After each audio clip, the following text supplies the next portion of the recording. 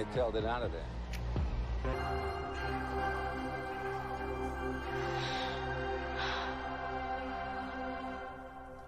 Are you crazy? Don't go between them! Go between them! Are you crazy?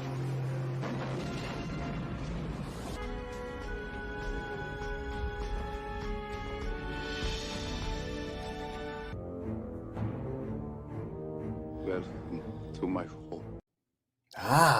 Good morning. Good morning. We have a lot of stuff to talk about today. So there's been a huge cultural shift in movies, physical media, and everything that goes with that. So one of the things that there's a lot of fear. There's a lot of fear. People are panicking, and I've seen some of those videos. Not everybody is, but like it's weird. We're in a weird time.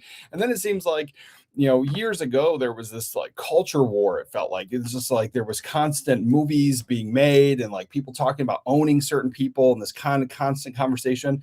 And it just feels like all that stuff just went out the window. I was all day yesterday, I kept seeing these women angry at Sydney Sweeney again because of something she did in this TV show that I've never even seen before, and how horrible it is, and blah blah blah. And it's when you really break it down, she's decent looking and she's doing something that's sexual, and it's not for them. So because it's not for them, it can't be for anybody. And so it's just like, oh wow, things are back to normal. Those are the conversations I remember hearing in the 90s. And so it's just like, wow, things are weird. Things are definitely weird now. But we have a lot of stuff to go over. And today we are doing giveaways. So we're doing a shirt giveaway from the Fourth Wall store, a mug giveaway, and this beautiful copy of Housemaid. Speaking of Sydney Sweeney, that actually wasn't even planned because we talked about that. I didn't even think about that. So Sydney Sweeney, we're giving away the Housemaid. So a brand new copy of this 4K digipack. 4K looks great. It's a modern movie. I really enjoyed this for being a modern movie, and I bought this to give away. So we're going to be giving this away today. So hold on to that. And then something I never really talk about. I talk about these movies all the time, but like once in a blue moon, I do buy books. And this is one of the ones I picked up, 20th Century Fox. And I felt like, with this constant conversation of like Disney, always owning everything, and then now they're getting out of home video, I was like, man, maybe I should pick this book up. I don't know what it's about. I don't know what it's going to include. I'm just kind of hoping it's more of the legacy stuff and the stuff before Disney owned it. And I kind of suspect that's what it's going to be. So I really hope it's just like a history of 20th Century Fox. So I hope it's that. But it was a complete blind buy. But I'm not a huge book nerd, but we do have books in the house, and we do. And that was just a new addition. So there's that. And then the things that we're going to be getting into today. So it literally is what a week in movie and home video news. There's been so much going on. The Val Kilmer AI stuff, Disney killing physical media, and then people just losing their minds over the whole, shift. It seems like, it just seems like things that this past 10 years just didn't happen with that culture war conversation. And I never really bought into it. When people complained about culture war stuff, those are the movies that I ignored. I didn't go see them because it just felt like there was two sides, and it was just this constant thing. It just felt like stuff like I was back in high school again. Like it just, people were like complaining this way.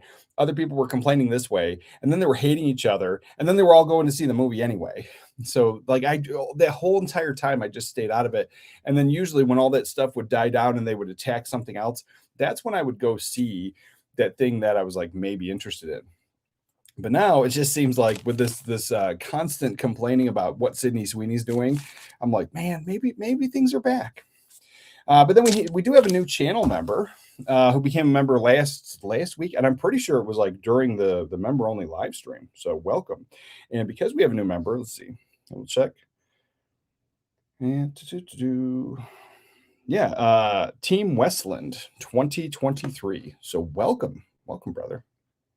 And as always, new members get this. So welcome aboard package, which is this.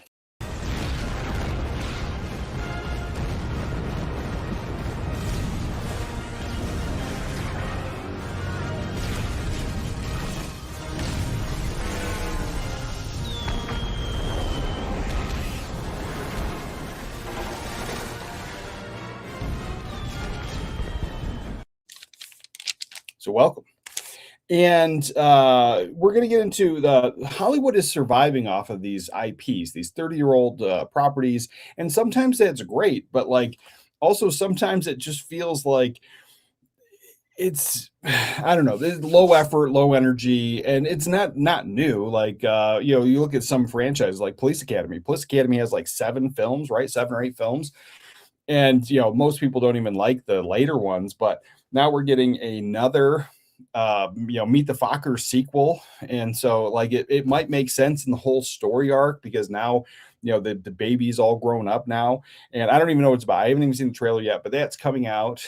And I mean, some of it's good. I'm not hating on it, but it just seems like we're getting so much of this 30-year-old sequel stuff or rebooting the best franchises, the best movies, and trying to just, throw spaghetti at a wall and making it stick.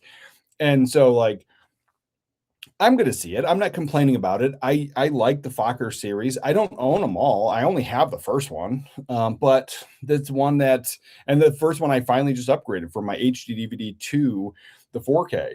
So this is one that I'm gonna see. I hope it comes out to physical media. Maybe if it's good enough and I want it, maybe I'll buy it and then I'll go back and get all the other ones. But the thing is, this isn't the only one, and some of them are just not that great. And a lot of times, not always, and I'm not saying that this is going to be horrible because it does seem to be another shift in Hollywood and that Disney thing. Everyone's focusing on the home video closing down.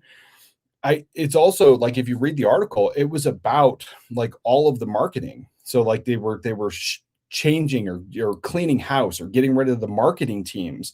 And so it seems like there's definitely going to be a shift because it's not just the home video. Like that's what affects us as movie collectors, but as a whole, like the marketing, if they're changing the marketing teams, they're doing something different. And it's not just to put everything on streaming. And, what I said in my video yesterday about this is I really do feel because, honestly, if Disney could just have it all and they could have the entire pie and just have you just go to Disney to get all of the stuff and they would just buy up everything, I think that they would. Like, I'm not saying that they wouldn't, but, it went from pulling everything back to then now they're putting other of their IPs on other streaming services. And so they're licensing stuff out to Apple TV and other places. And that's something that they didn't want to do. It's why they pulled all their stuff off of Netflix to kind of feed their Disney Plus. But the reality is it's just like cable. Cable had their fans. People didn't go to the movie theater often. People didn't buy home video, and it's always been a thing. And cable existed, and those movies existed there. But then I think these two things can be like for the longest time, it's been this like beating of the war drum of like streaming only or physical media only, or streaming's killing physical media. And it's like it doesn't have to be one over the other. And we've been saying that forever for people that love physical media and movies, but it seems like the studios are starting to see it. Sony, the exec just said something about the changing of how movies are being presented and something about less commercials. I don't remember exactly what he said, but Sony, who has that deal with Disney to put out their home video like that, and it's been a thing. So anything we're getting out of Disney is coming from Sony, I think like 100% anyway. So I think that whole like them shutting it down is just nothing. But what I hope and I feel that some of these other companies are going to be able to start licensing things again, and we just because they opened the door to licensing stuff to the other streamers, this would be stupid. This would be leaving money on the table, even though they don't want it, even though they don't want you to own stuff and they just want to be able to put everything on their streaming service. They are starting to see it. And then it is, the actors have been pushing back. So many actors have been talking about how, the DVD sales are what kept them alive, or what took a movie that failed at the box office to making millions and millions of dollars. Like Grandma's Boy is the perfect example. It gets used all the time. I know I talk about it all the time, but that's one it tanked at the box office and made millions, like maybe like a ridiculous amount of money for DVD sales. So, I get Disney doesn't want it, but I think we don't have to worry about it. That's what I think. But there is a shift. There's definitely a shift. We see it. They're calling for it. Actors are going back. Like Vince Vaughn just did a interview somewhere where he was talking about how like things are just so controlled now. it's not funny anymore. And we are seeing the pushback. We are seeing that, but we are seeing, and it's not just from old guys like myself that just love this old movies and just stuck in our ways and don't want to change.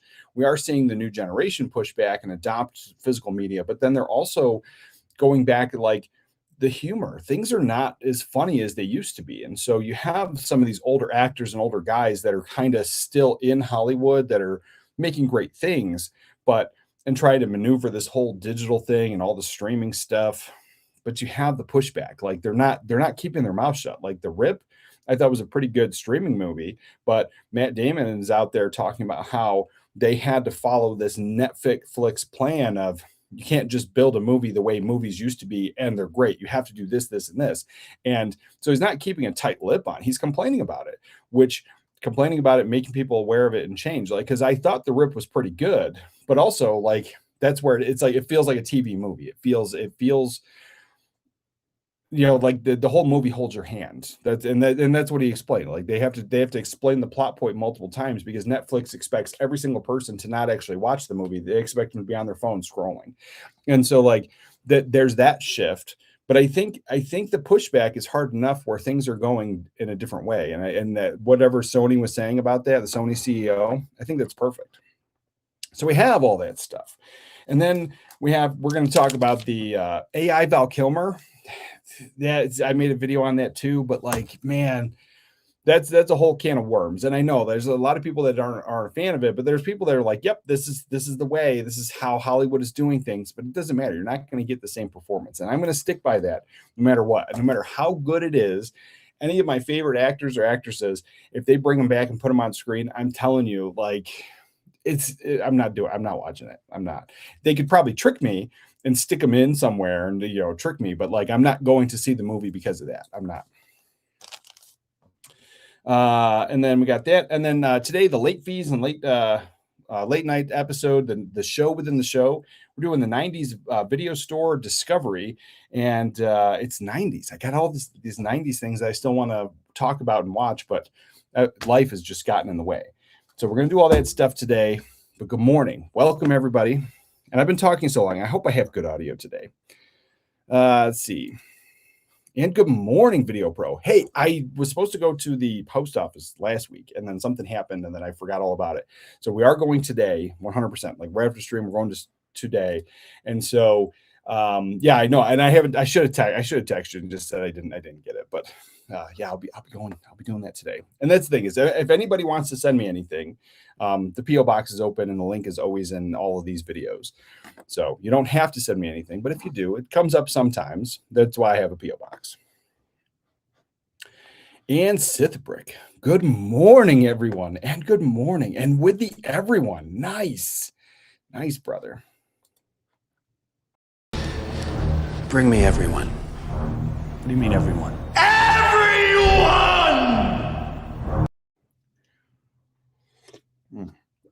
Yeah, everyone. Nice. Let's see. What do we got here?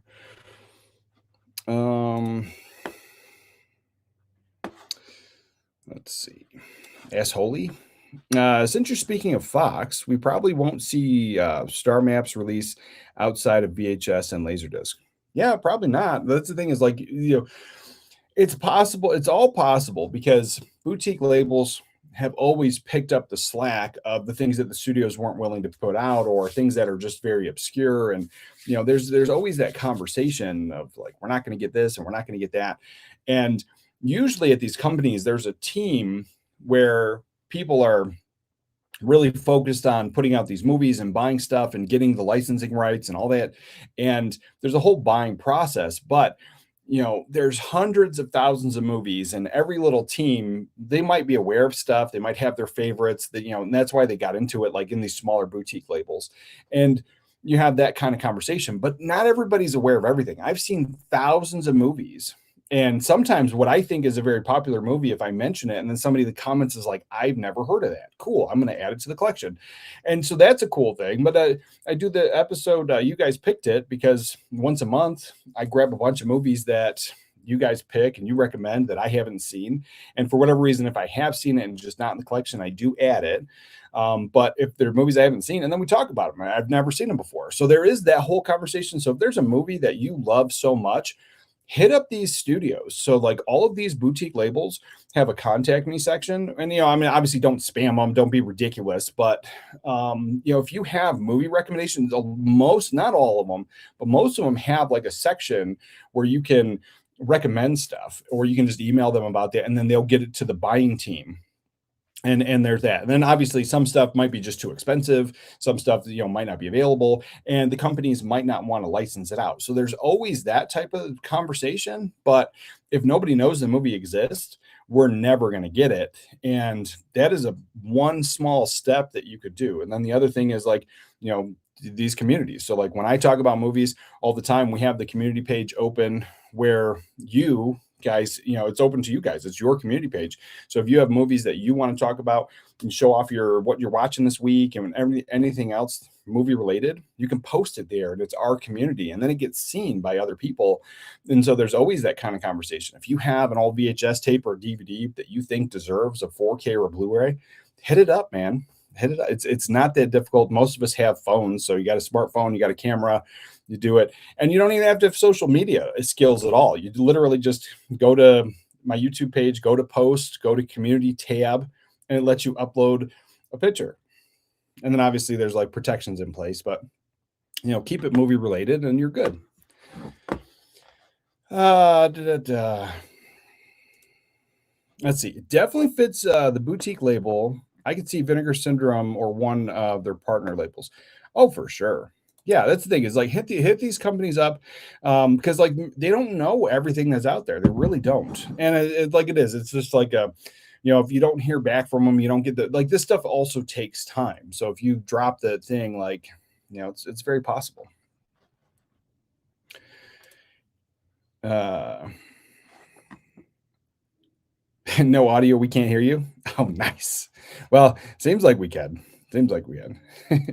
Yeah, I can hear him just fine. Yeah, appreciate you, Blue Corner. That would have been way too late. What are we, 17 minutes? 17 minutes of no audio? That would have been horrible. No problem. Hope you like it. Yeah. No, I kind of felt bad. Like this morning, told my family, I was like, no matter what, we have to go to the post office box. And I remember we were supposed to go last week, and so I kind of felt bad that I didn't hit you up. And then, do you want me to just open it like private and like do whatever, or do you want me to wait until I do like an unboxing, like the haul video where I'm like, oh, I got all this stuff, and then like friend mail, do you want me to wait, or do you want me to just whatever? Because like it all, I don't know what you sent. So,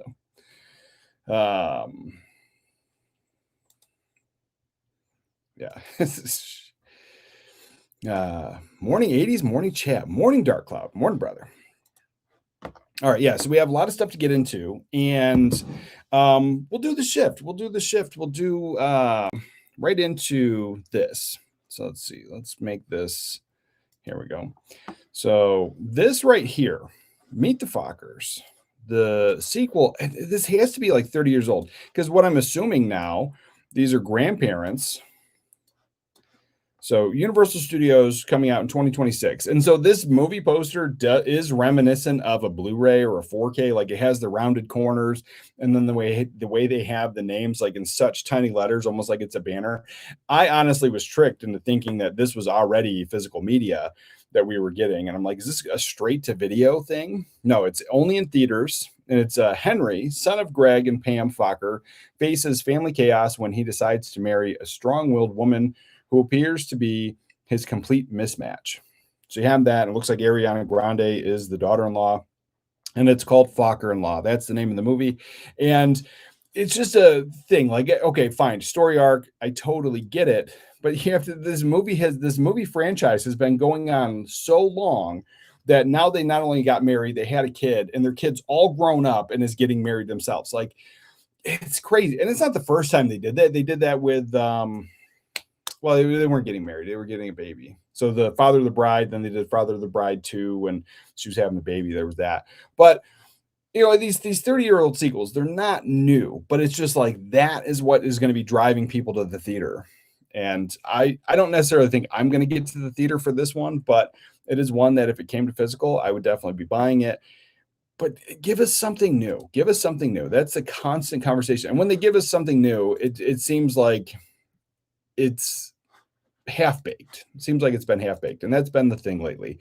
But it's not all doom and gloom, because there's definitely a few, not all, but a few things that recently, new modern stuff that I've liked, and I've joked with TJ that I'm supposed to hate everything because I said a long time ago that I've not been a fan of modern movies. But there have been quite a few of them that really surprised me. And one of them I actually didn't watch yet, but it is coming. It was a streaming movie, and I was excited for it, but I haven't watched it yet. And but it's coming to Blu-ray and 4K. So I don't know, that Crime 101 just got announced, I think. And that one had Halle Berry and I think one of the Hemsworth guys. I don't know. I don't remember it, but I just remember it was like a streaming only thing. Is it in here? Let's see. Where is this? There's a few things I do want to talk about for sure, but that one, yeah, I don't think that one's in here, but I swear I saw something about that one getting a physical release. Let's see. Let me just double check.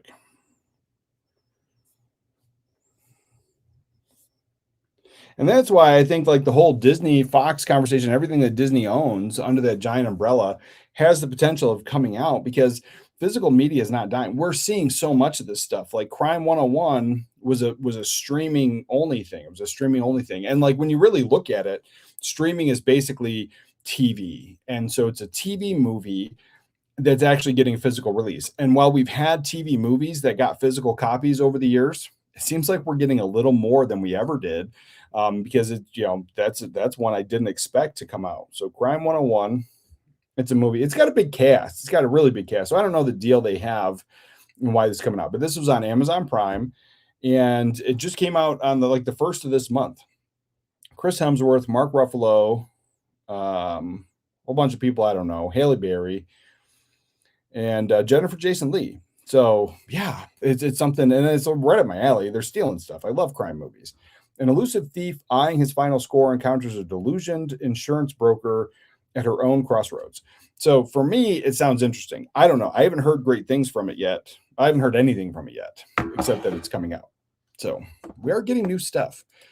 And I'm excited. I'm excited for what is going to happen with movies in the future and physical media, because it is changing, but it's something that it's not what I ever expected. I never expected like this cultural shift, and then it seemed to shift back, and then everything was being pushed so hard for so long on the streaming services, and now we're getting more physical releases from streaming. I think it's a great outlook. I really do. We have this. What do we have? We have this steelbook only, and see, but then here's the conversation where it's going to be a little doom. I hate steelbook only, and I constantly talk about that, but we're getting a version in 4K 28 days later in steelbook only. I don't know if this is the first time it's ever been put out. I don't have it, but it says it's new Dolby Vision, new HDR, and new Dolby Atmos. And so if this was put out before, that is a constant thing. Is like, why do we need a new one?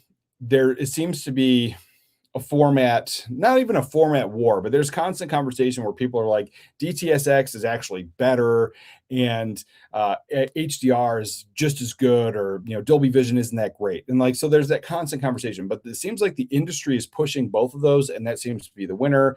And what I do like is a format, like just one option. Like, I don't want to have all these 100 million things, or this version of the movie has Dolby Vision and this version doesn't. Like, the fact that everything's going to a standard version, I do like that. And there is this constant pushback. There are people that are like 100%, and it feels like the whole Betamax VHS conversation or vinyl CD conversation. And you can pick each one of those apart, and maybe technically Betamax was better, but it wasn't cheaper. And so like there's things about it, and like that tiny little bit better that technically it is. Oh, and then with Betamax you couldn't record as long, so any home video recordings were never as long. But that little tiny bit that's like a minuscule better on your old CRT television from 40 years ago, it's like a moot point when most people just hooked it up with a regular coax anyway, and they didn't even opt for better connections or better cables to get a better picture back then.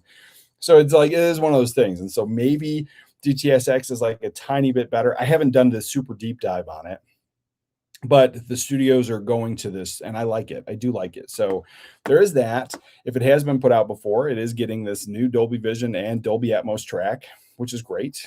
But it is a steelbook only, and it's a movie that I haven't revisited since it came out, and I don't own it. But because it's steelbook, I'm going to skip that one. But that's the thing, is we are going to see this because there was that article that came out not too long ago on all this stuff. We're going to get this type of stuff right here. We're going to get these bigger, giant, ridiculous sets. There's this one, and it might be fine for some people. People might love this, and I'm not saying it's horrible, but it's a giant, over $200 steelbook. And sure, it'll eventually go on sale, but not for a ton of money. You probably won't see this for $100. So it'll eventually go on sale, and then the Black Friday stuff, if any are available. This might also just completely sell out, and then you're without it. But this is the Game of Thrones complete steelbook collection. I think this is very lackluster, but it does have the movie tie-in. It has the throne of the swords, and that's the whole box. But if that was like an outer cardboard box that it came shipped in, I think that would be cooler than the actual steelbook that holds the things. But then when you look at the covers of them, they're fine. They're all fine, but they're like this. So it's just it's a little, I mean, it's fine. It's passable. It's artwork. Each one gets a different character. Great. But at the same time, like, I don't feel like it's anything new. I don't feel like I have to run out and fork over my money on this. I'm just fine, finding the rest of the Blu-rays. Like, that's where I'm at with this show. But some people love steelbooks. Some people are going to grab this, but this is at the higher price. We're just going to see more and more of this stuff. And my point is, this has already been released on 4K, I'm pretty sure, like the entire complete season. I had, you can get all of the Blu-rays individually, or there's giant packages. So how much more quality jump are you going to get from that Blu-ray to 4K? How much more extra stuff do you really need? Like, I get, and I'm not knocking it. I'm not knocking it. What I'm just saying is we're going to see so much more of this stuff, higher price tags, bigger, giant, ridiculous sets, and maybe not all of the effort into it because it's not special anymore. So much of the stuff's going to be getting cranked out. You're just going to get the lower, the easier, quicker stuff, slapping stuff together, as opposed to planning, hey, we're going to release this special 50th anniversary giant ridiculous set, and we're going to put everything into it. Like, I think we're going to get less of this. It's going to be a little lackluster.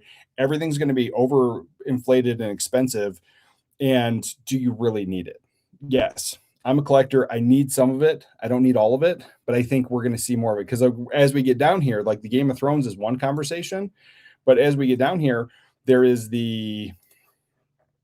what is this? This is the Steven Spielberg box set, which it's not, again, none of this is new, putting out director, movies and putting this out, but this is another one. This is an 8-film steelbook library case. Now, I think, if you're a steelbook collector, this is amazing, but that's it. There's no other option. I want this. I want the steel, I'm not saying I do want this, but I'm saying if I want this, I'm beholden to getting this steelbook version. And that's not how things always used to be. The steelbooks, used to really be for something special. And because we're getting so much of it now, these library cases, and that's becoming a standard, none of it's special anymore. And I don't know. It's like in the steelbook thing, the Spielberg thing, I think is fine. I think this whole box set's fine. But I also really loved those older, like the Columbia House Pictures one. It was in a cardboard box. And there's been so many other bigger sets like this that were just great. I would be more apt to get a Steven Spielberg one in the bigger box like Sony did. So it's Universal, big box set. What is this going to cost? And it's coming out with movies that I don't need to buy again. So it's like, got that as well. So from 1975 to 2005, 8 movies, and it's coming at a $200 price tag. And that's fine for a pre-order. It's going to go lower. So it's still kind of expensive. And when you break down the films, and if you were to buy them individually, I totally get it. So I'm not arguing the price, but I'm just saying these are movies that I already own.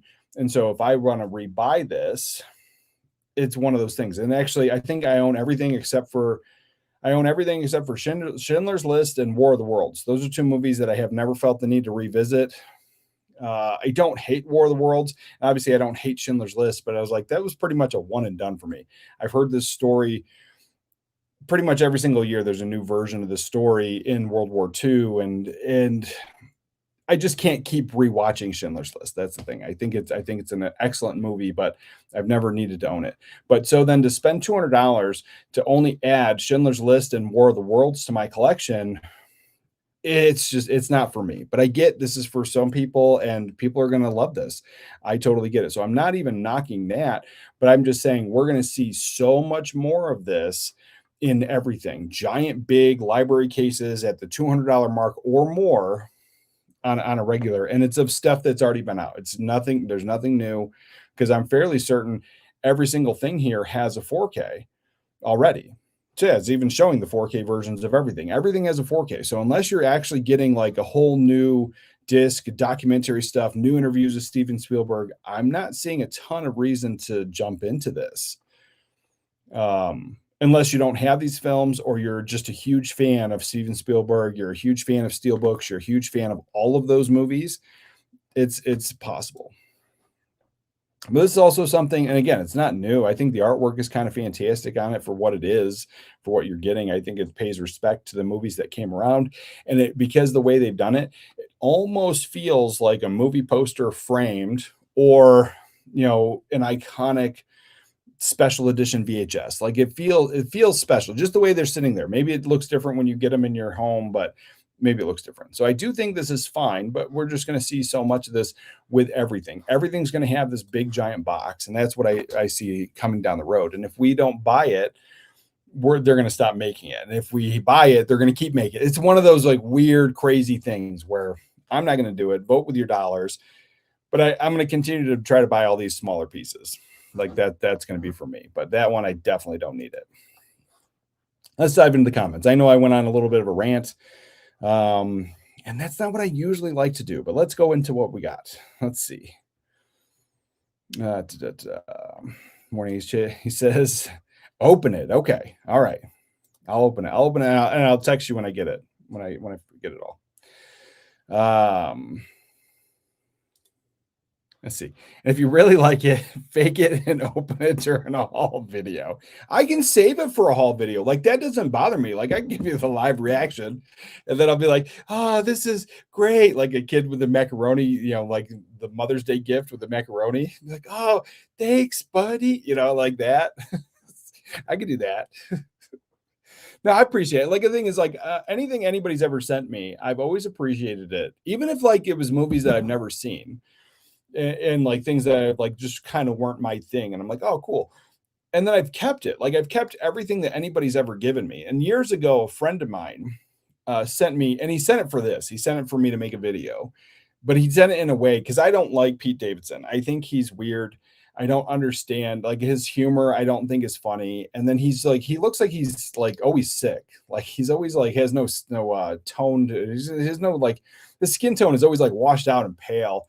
And he just always looks sick to me. So I never understood it. And then like everyone's like, oh my God, Pete Davidson's so great. And then so like I was just always like ragging on him. And my friend sent me like a bunch of Pete Davidson movies as a gag gift. And I've kept them. And I watched them. And the one wasn't bad. The one that was kind of loosely based on his life, because his dad passed away in 9/11. He's a firefighter. That movie, he's kind of a crappy kid. And he's an adult. He's an adult, like living at home, no job, no nothing, no future. And so then he goes to work at the firehouse like his dad did. And he goes from having a chip on his shoulder to having an actual character arc. I thought it was a pretty good movie, but also it was like, I still have it, but it was like a one and done. Like, I don't think I need to revisit that one often, but yeah. So I've kept everything anybody's ever sent me and I appreciate it. Let's see. What do we got? And Rafi, hello, my friend.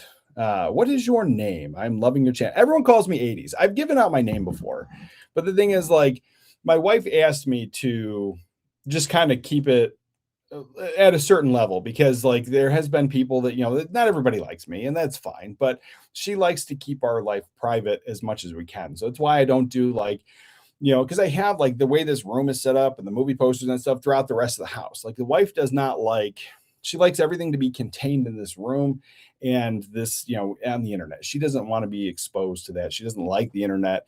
She doesn't like that. So out of respect for her, I've pulled that back. And so everybody just calls me 80s. And so that's that. But Yeah, I have given it out before, so it does live out there, but it's just not something I say just out of respect for her. But thank you. I appreciate you loving the channel, brother. Good morning, brother. Enjoying the snow. Yeah. Mark, what's up, brother? I was gonna mention that's why I'm wearing a hoodie today. I almost wore my Die Hard hoodie. I was like, it's just kind of weird because it's like summertime. It's like April, not summertime. It's spring. It's April, and we have snow. We got snow yesterday, and quite a bit of it. Enough where like I had my houseplants. I moved my houseplants outside to grow bigger and enjoy the weather, and also easier to take care of them. And I had to bring them all back in the house, and so I'm probably not even going to do that this year because of that. It snowed so bad, yeah. And then some of the plants they didn't die, but some of them definitely they're suffering from being outside. It was cold. But yeah. It's like I do like the snow, and the messed up thing is we didn't get snow all season. It really, I think once in a while it snowed, but like I was born and raised in upstate New York, so I'm used to snow. And like there's times where we didn't have snow on Christmas, so it wasn't snow all year round. But there was times where when it snows, it snowed and it lasted for a long time. Here it snows and almost always it's gone by the afternoon of the next day. And so yeah, it's one of those things. And Blue Corner says the original the original first 28 days later have had Blu-rays, but they're long out of print. Oh, okay. Well, that's good. That's good. And so I'm also glad that we're getting the Atmos and the Dolby Vision right away, because that does seem to be the shift. But it's a Steelbook only option, and cool that it's coming out, but I'm going to skip it. I skipped the Blu-rays. And the thing is, like, I do buy used media. So if I find the Blu-rays for cheap, I'd probably add those to the collection, no problem. But actively looking for them, yeah, I'm out. Let's see, what do we got? Yeah, because I say it all the time. Let's see, what do we got? Let's see. This one. Haha. There we go. I know you don't collect steels anymore, but what do you think of the new Ford Force? Well, I got into that already. For Jaws and Schindler's List and Jurassic Park, I think they're great looking. That's the thing. I think they're great looking, but the thing is, like, obviously they're not for me. But the Steelbook, I think it's. If I didn't have any of those movies, if I had 0 of those movies, and with the same mentality, and like if I bought it, I would watch Schindler's List again. But I'm saying I watched it the one time and it was on television. Like I never even rented this movie. Never saw it in theaters. It was on television. It was sponsored by Ford. I remember that. It was like a big deal because there was like no commercials, but there was like a pretty big commercial in the beginning, and it was sponsored by Ford. I'm like almost 100% sure it was like 0 commercials. And then a friend of mine taped it and off of cable, and then we watched that, and that was the first and only time that I had seen it, and it was good. It's a good movie. I just never added it. But if I bought that set today and I had 0 of those movies, I would totally rewatch it and enjoy it. But it's one that I wouldn't go back to often, even having it in the collection. But all the rest of them, I watch those regularly. So yeah, if I didn't have those, yeah, I think it's a solid box set. I think if that was the only version of those movies on that time around, I probably would. I would break this no steelbook rule and I would pick it up, because I have bought those library sets recently for the same reason. One, those steelbooks are protected. 2, some of them are just my all-time favorites. And so, those are great movies. They really are. I think they're great. And like I said, I really like the fact that the steelbook, because like if you change it too much, people are going to lose their minds. And if the artwork isn't good enough, people are going to lose their minds. And so just that happy medium of giving us the original movie posters and then making it almost look like it's a frame, I think that's fantastic. I really do. I just honestly, I just wish that they were in, I don't know. It's hard to say, because like in Blu-rays and stuff, like, so we get this. So this is part of one of the 90s things I'm watching. I got the 4K of Phantom.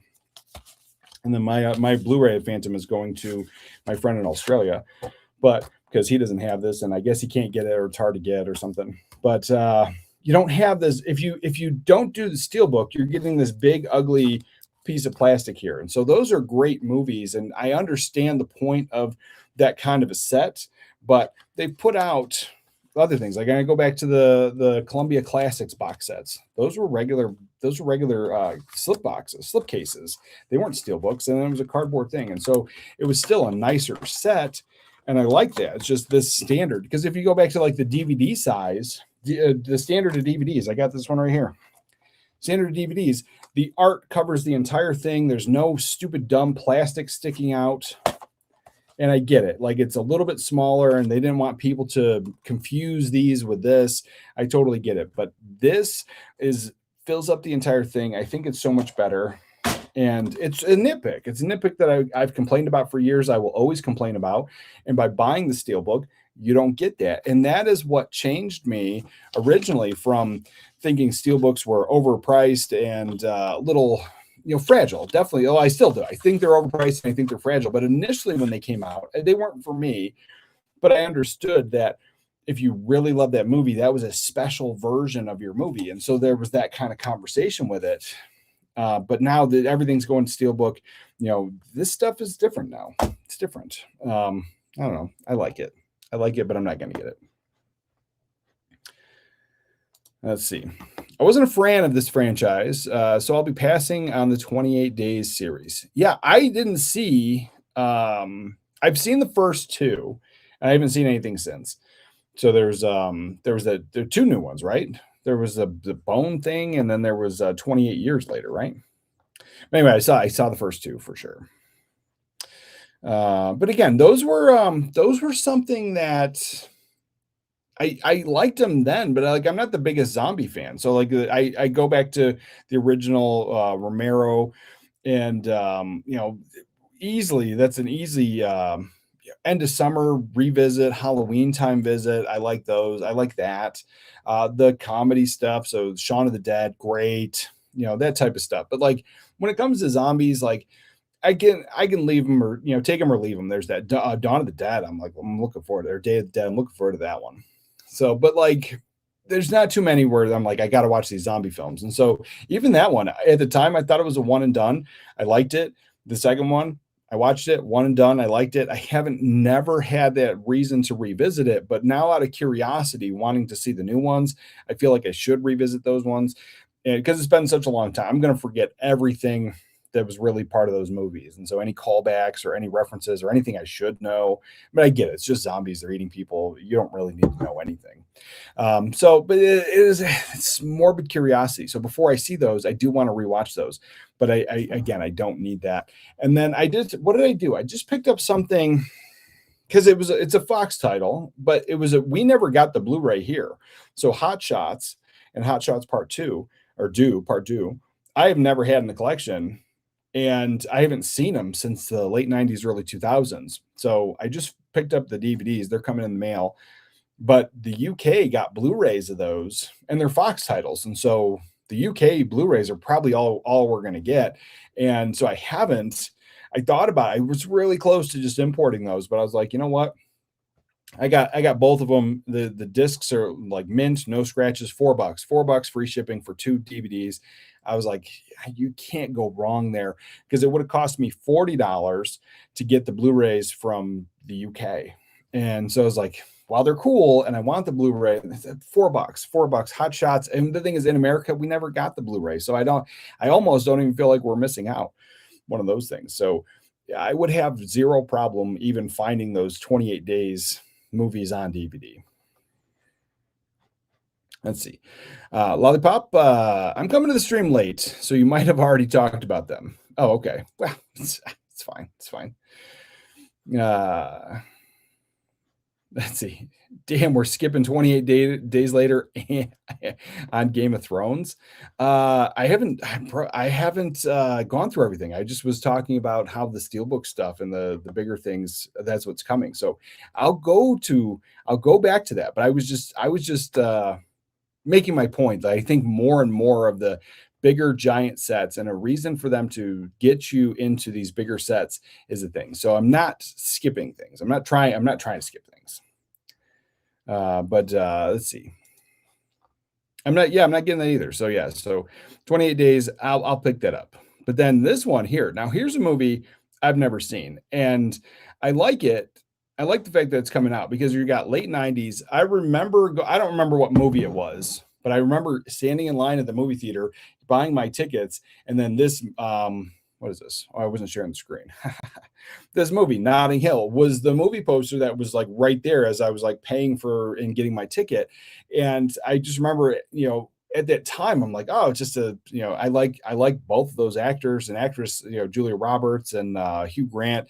At the time, I'm like, oh, that's great, but it's a rom com. I'm a late teenager. I don't need rom coms in my life, and so I've just never seen this movie.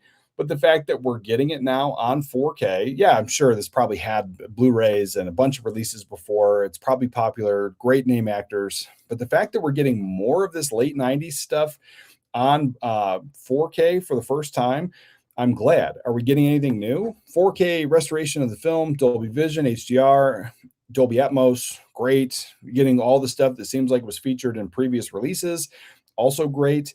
And I'm glad it's coming out. So this one here coming out in June from Universal.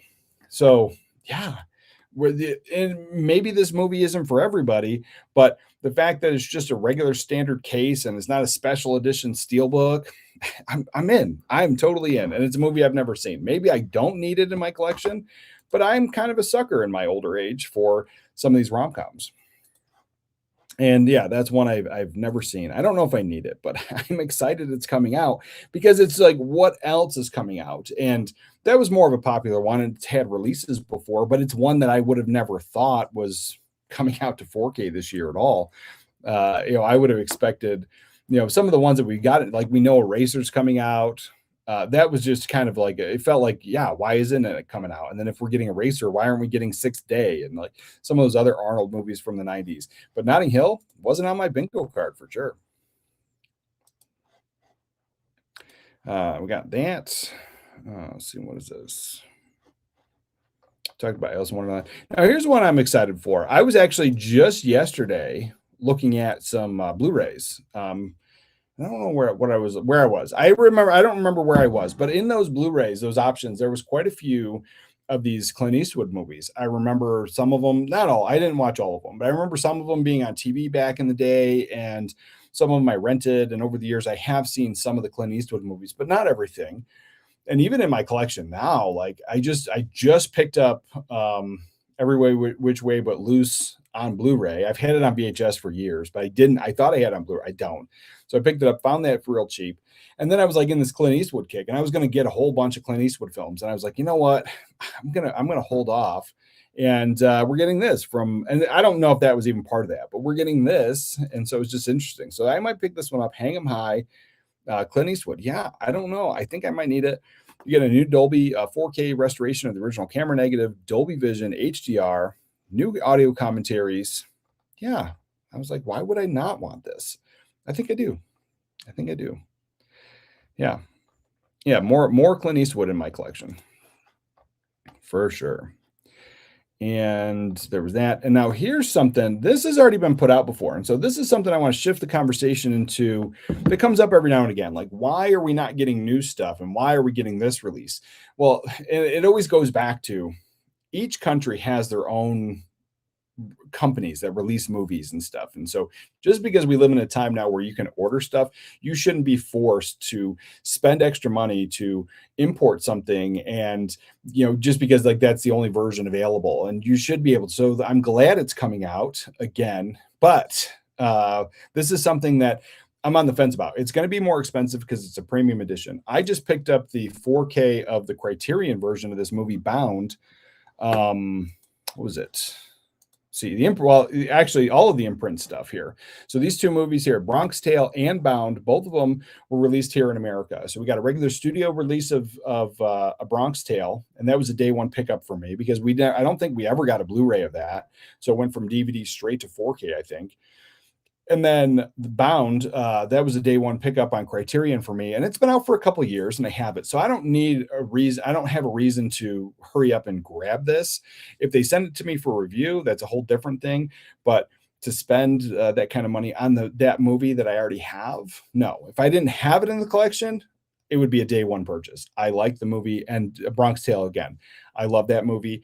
That would also be a day one purchase, but It's just like they're premium editions, they're special editions, they're great movies, they're movies I love, but I'm happy with my Criterion and I'm happy with my standard studio release for Bronx Tale.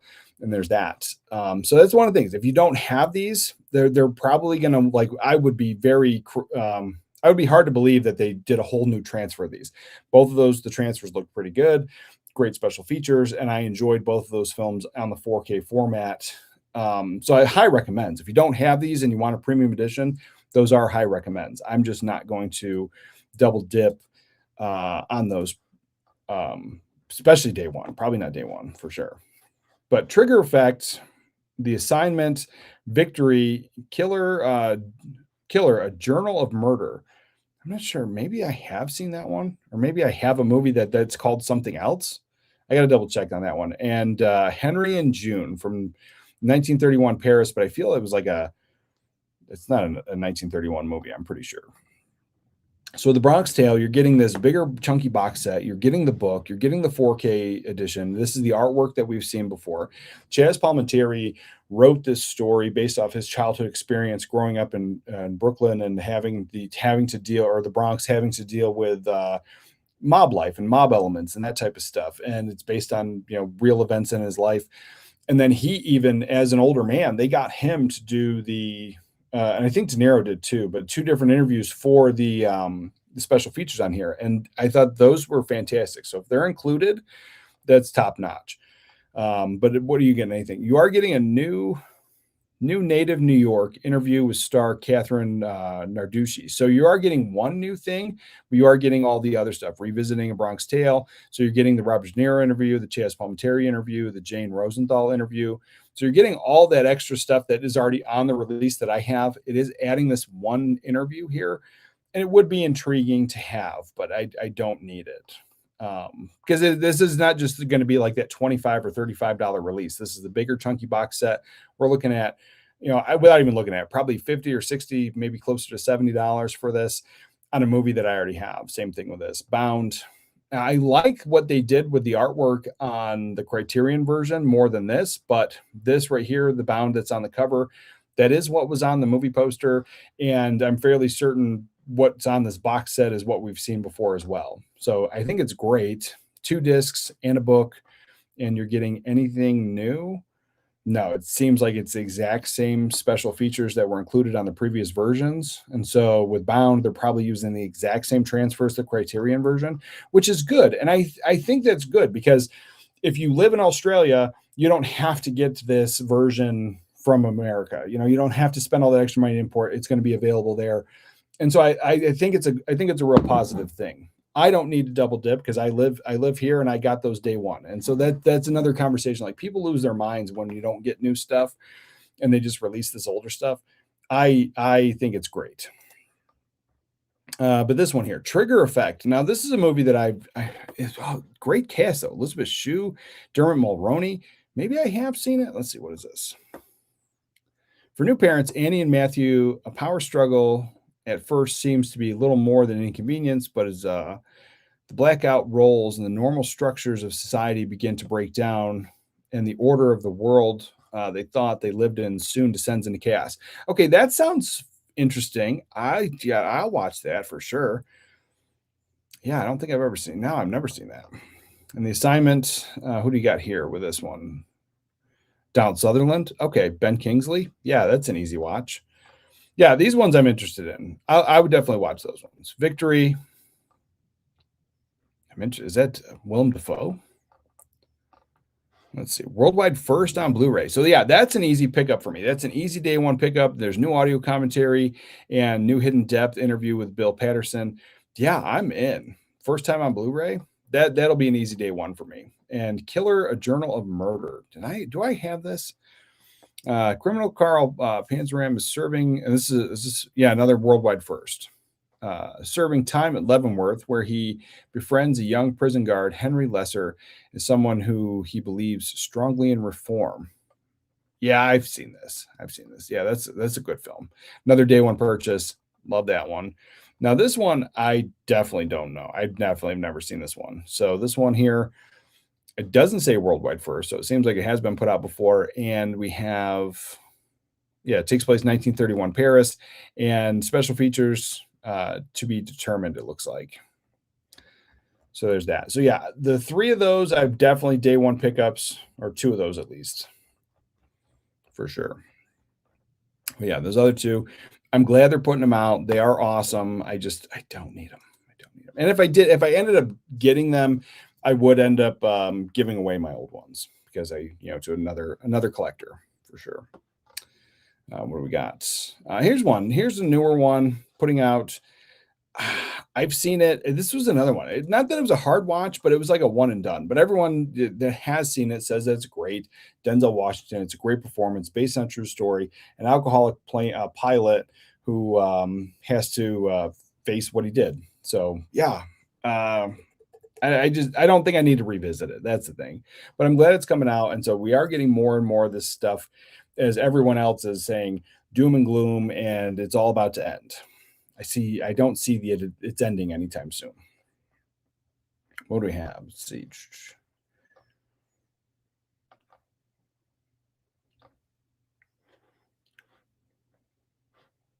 Let's see. I might jump on the Game of Thrones box set, depending on the price point. Yeah, it's like if you don't have it, you need it. It's cool, great. I have nothing against. If people want that, I have nothing against it. It's just, I just think we're going to see so much more of this stuff. Spielberg Spotlight collection is a little lackluster.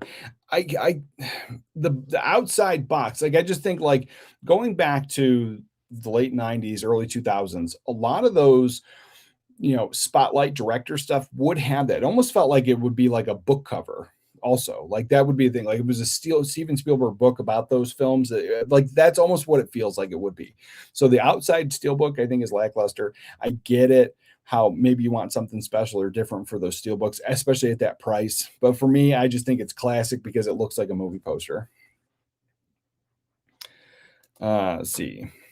Oh, we in the UK are only getting the 4 standalone steels then. Oh yeah, we're getting like that would be worth importing then if it's worth it for you.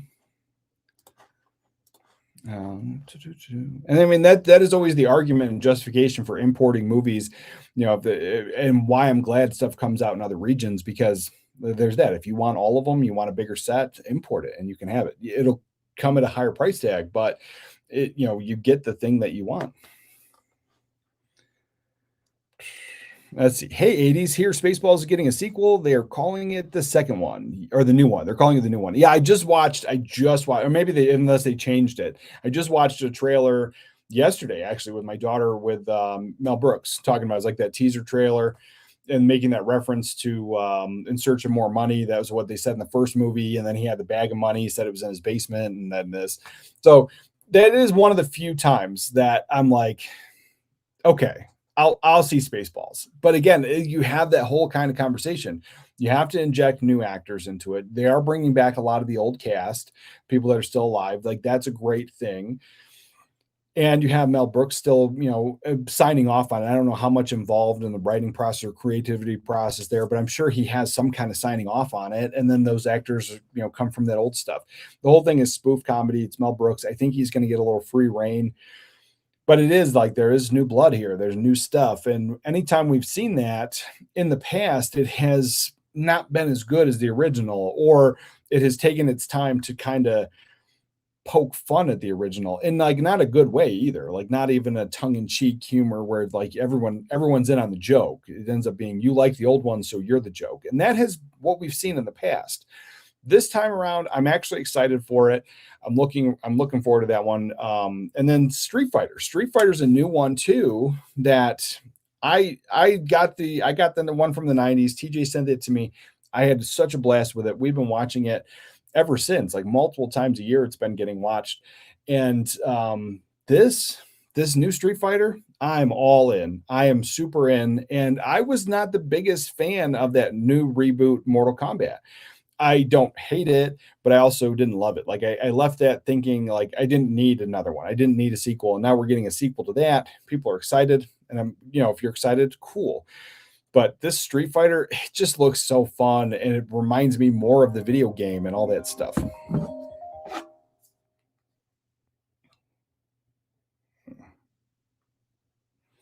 So it reminds me more of that stuff.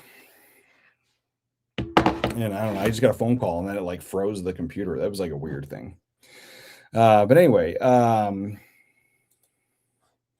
happy to see more Steelbook Library cases coming out. Gives me hope for the James Bond ones, Roger Moore, and let's see, there's something covering that. Let me make this bigger. Oh, and Pierce Brosnan ones. Yeah, I almost watched, almost pulled 007s out to watch those again. I've been in the Pierce Brosnan. I did, and it was Roger Moore too. I pulled out Moonraker and The World Is Not Enough, like that one. So yeah, I was in. I'm in. I'm give me more James Bond for sure. I don't think I need a Steelbook Library case, but if it comes out, there's going to be collectors, there's going to be fans, and I hope you get it. I really do. I watched the movie The Phantom once back in the 90s. It was kind of mull.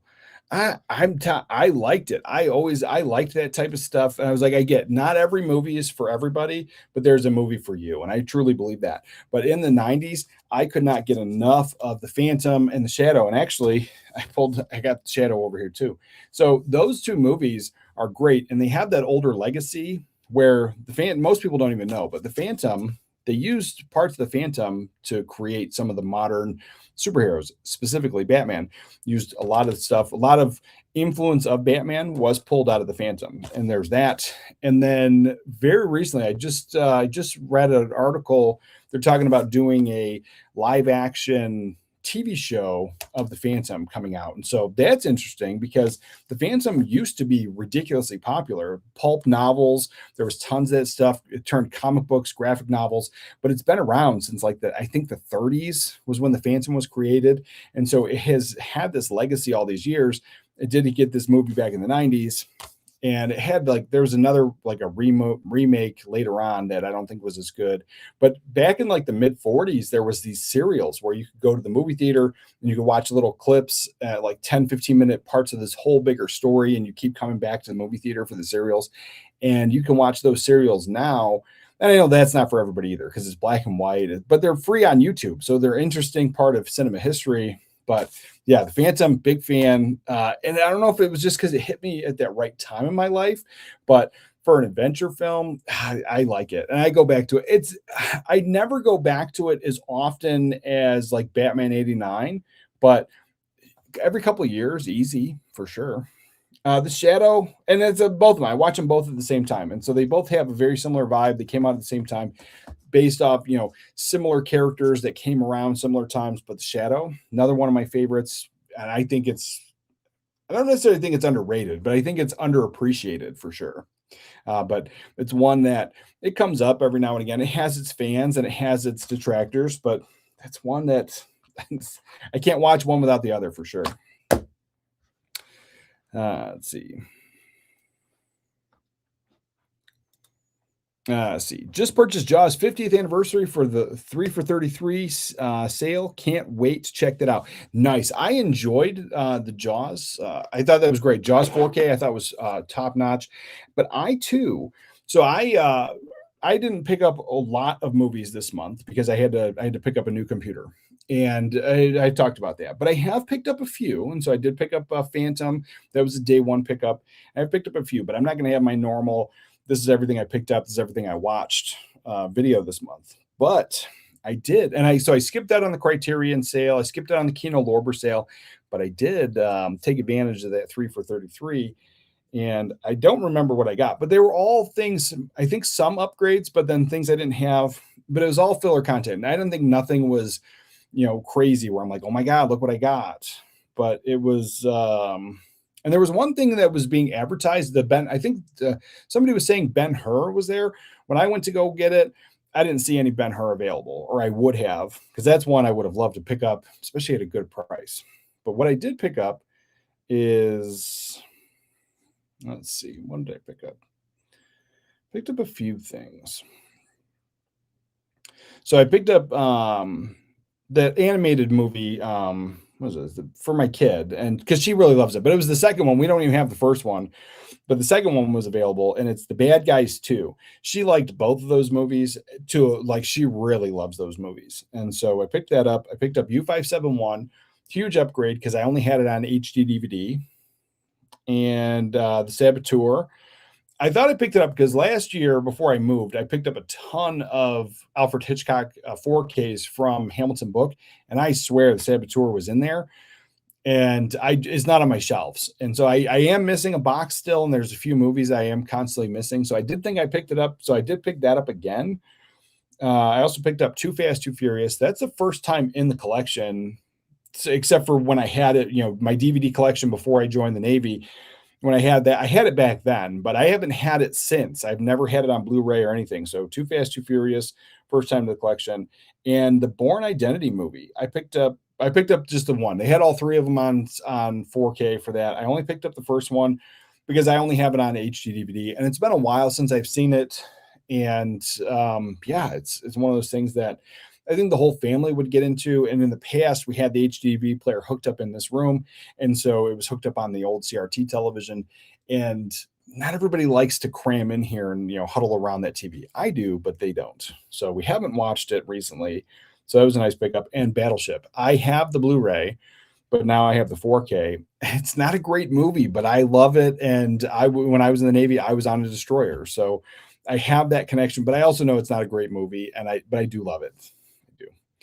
And I picked those up. I also, and separate from the sale, I picked up Top Gun Maverick. I have not had that on 4K. I saw it when it first came out.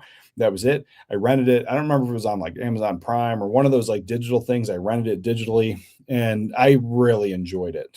But I finally wanted to rewatch it. It was $14 on Amazon. So if you don't have Top Gun Maverick, $14 is a good price for a 4K. But then I picked this up, and after I picked it up, so it's arriving tomorrow. So it wasn't part of the sale, but after I picked it up, I could have saved $2 if I picked it up through Kino Lorber. So I found out after this was shipped out. And it's Burt Reynolds in Breaking. It's a Kino Lorber title, and it's a heist movie. He's a thief. That's my favorite. But it was $12 on Amazon, so I could have got it for 10. But yeah, that's what I ended up picking up. So that's pretty much like all of what I picked up this month right there. So that's it. And the Phantom. Yeah, but yeah, I'm glad you got that for sure. I had Jaws was an easy day one pickup for us because I didn't have Jaws in the collection, and I had seen the movies, and I hadn't even seen all of them, but I was familiar with the bad CGI shark. I was familiar with, most people don't really like 4. And I had seen the first 2, but we didn't have them in the collection. And then it was probably about 2016 time. My wife just randomly, and who's not a movie person, was like, I want to watch Jaws. And so then we went and found a couple of them and on VHS, and we watched them, and we had a good time with that. And then as soon as that 4K came out, that was a day one purchase. And so I've enjoyed that. And I've had the first 2 on 4K. We just picked up the third one when that was released, and everybody lost their minds how horrible it was. But I was like, with Jaws 3, everyone complained about how horrible the CGI was for years. Even people that weren't fans of Jaws were completely familiar with how horrible the CGI was. So that being the worst fix for a restoration and all the AI crap that they did to the film to make it what it is. One, I don't think it's as bad as people made it out to be. I wasn't pausing my movie to stop and go, oh my God, that's horrible. I was just watching it from beginning to end. I sat a good distance from my TV. I still had a good time in a bad movie, with bad special effects, now with bad AI. And I didn't hate it. But yeah, people lost their minds over that one. And so I'm hoping that they don't ever do that type of stuff with future movies and restorations, and this might have been a thing, but I do think it's kind of funny that movie got some bad AI with bad CGI. And good morning, Arthur. Good morning, brother.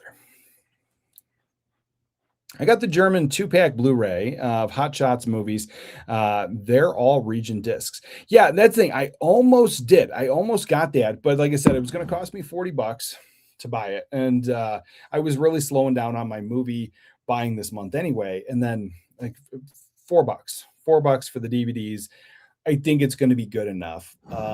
Maybe later, maybe another day I'll upgrade. I'll get those Blu-rays. I really don't think we're getting them anytime soon, and they're Fox titles. So it is one of those things, if you wait too long, maybe they're going to go out of print and stuff. But I also think I'll be okay with my DVDs. I haven't seen those movies since the 90s. Like, there's the thing. And I was tempted. That was the thing. I was tempted to pick those up at the used bookstore when I lived in Virginia.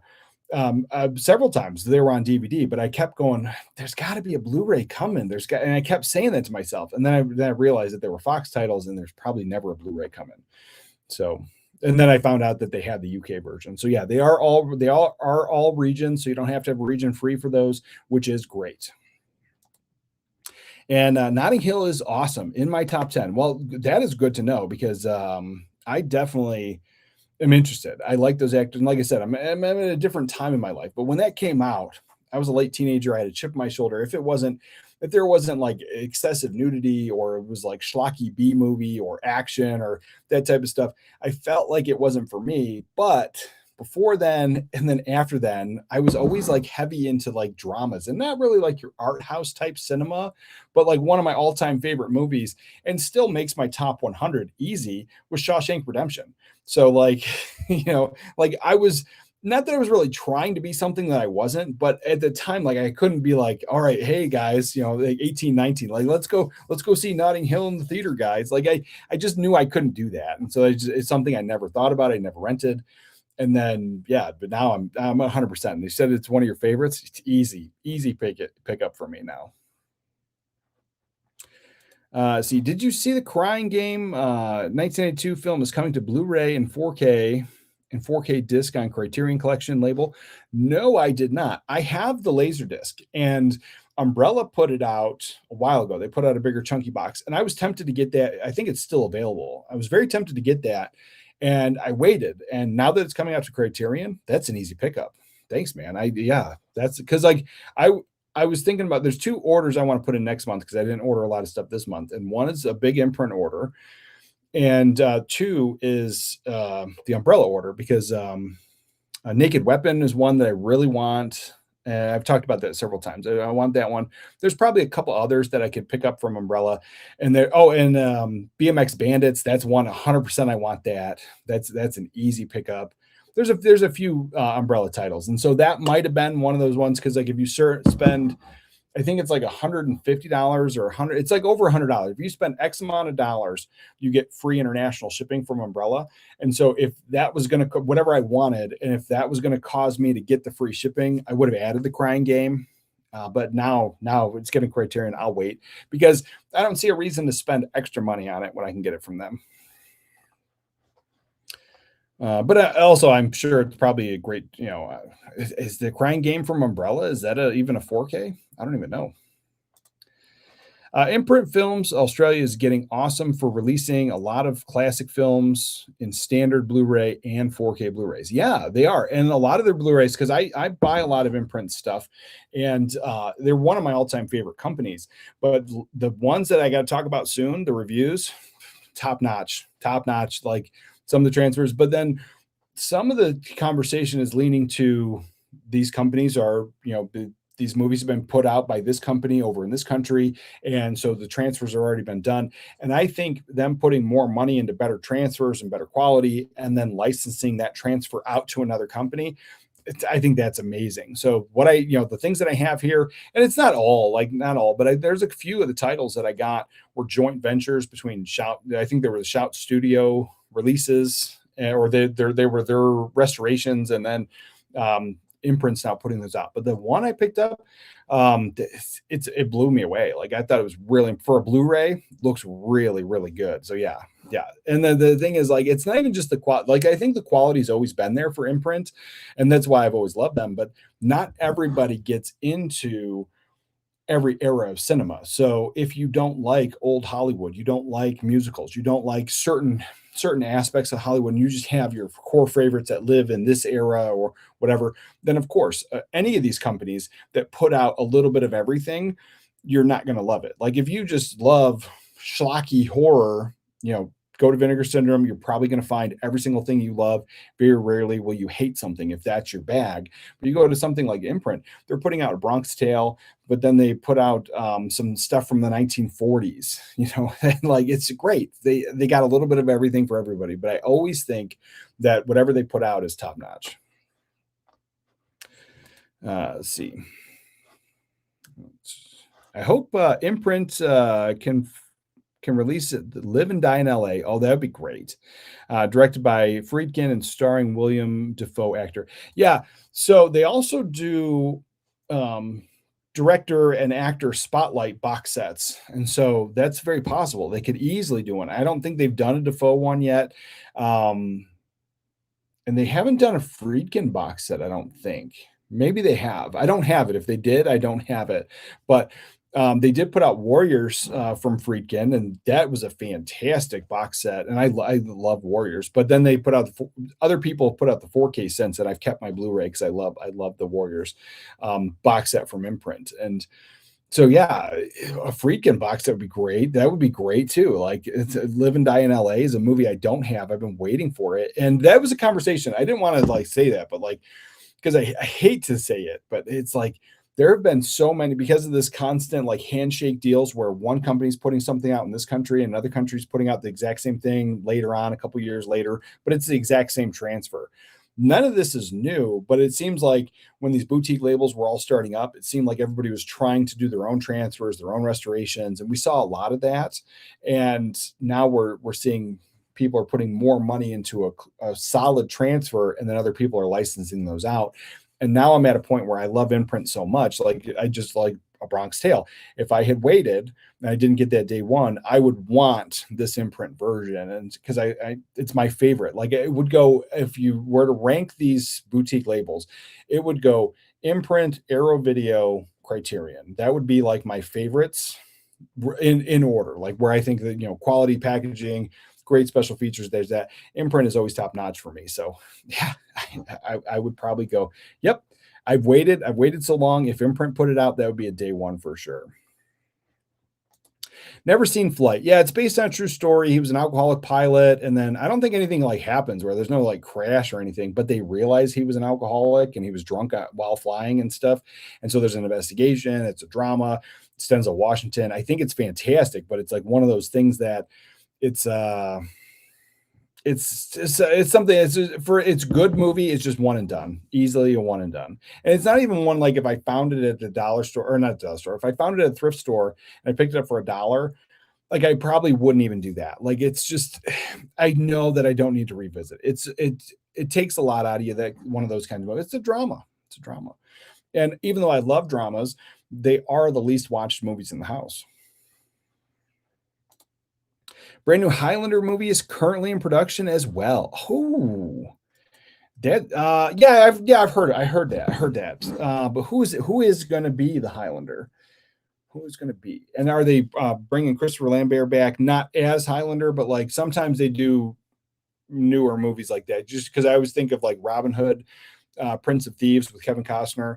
At the end of the movie, you have Sean Connery, who's the king. But Sean Connery did a Robin Hood movie years ago.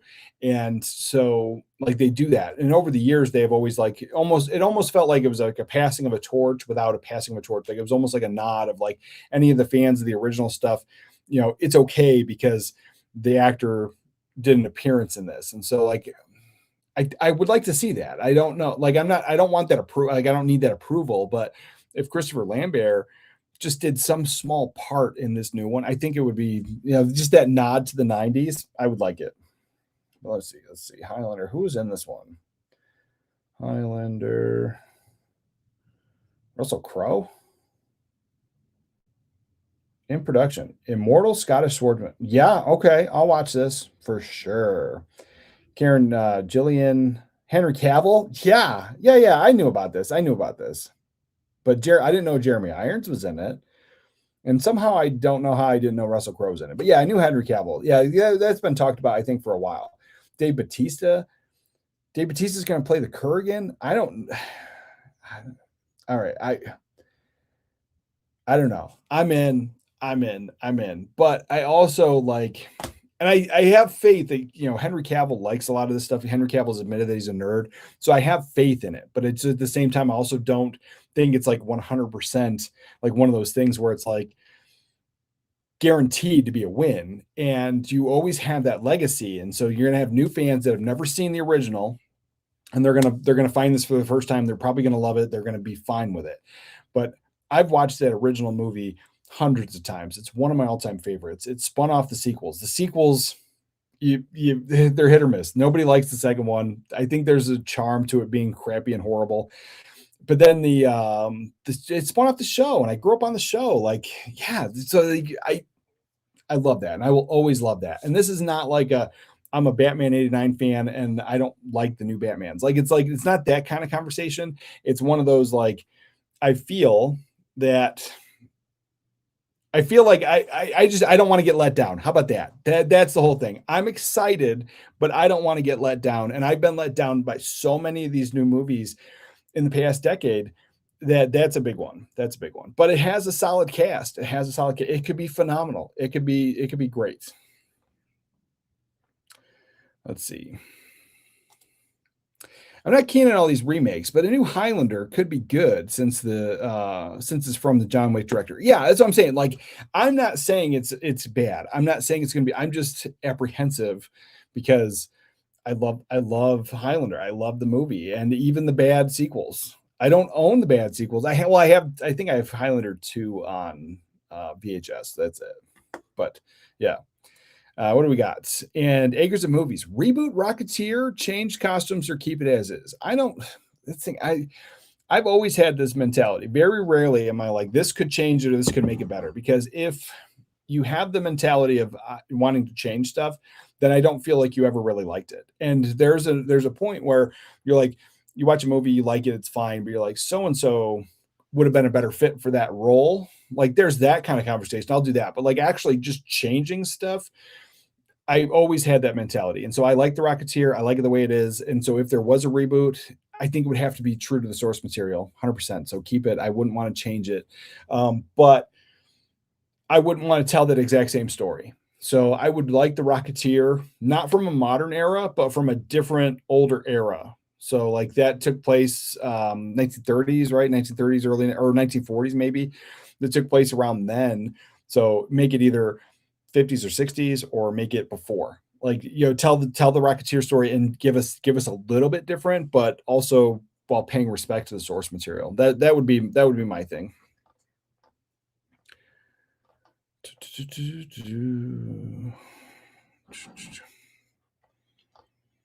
What we got?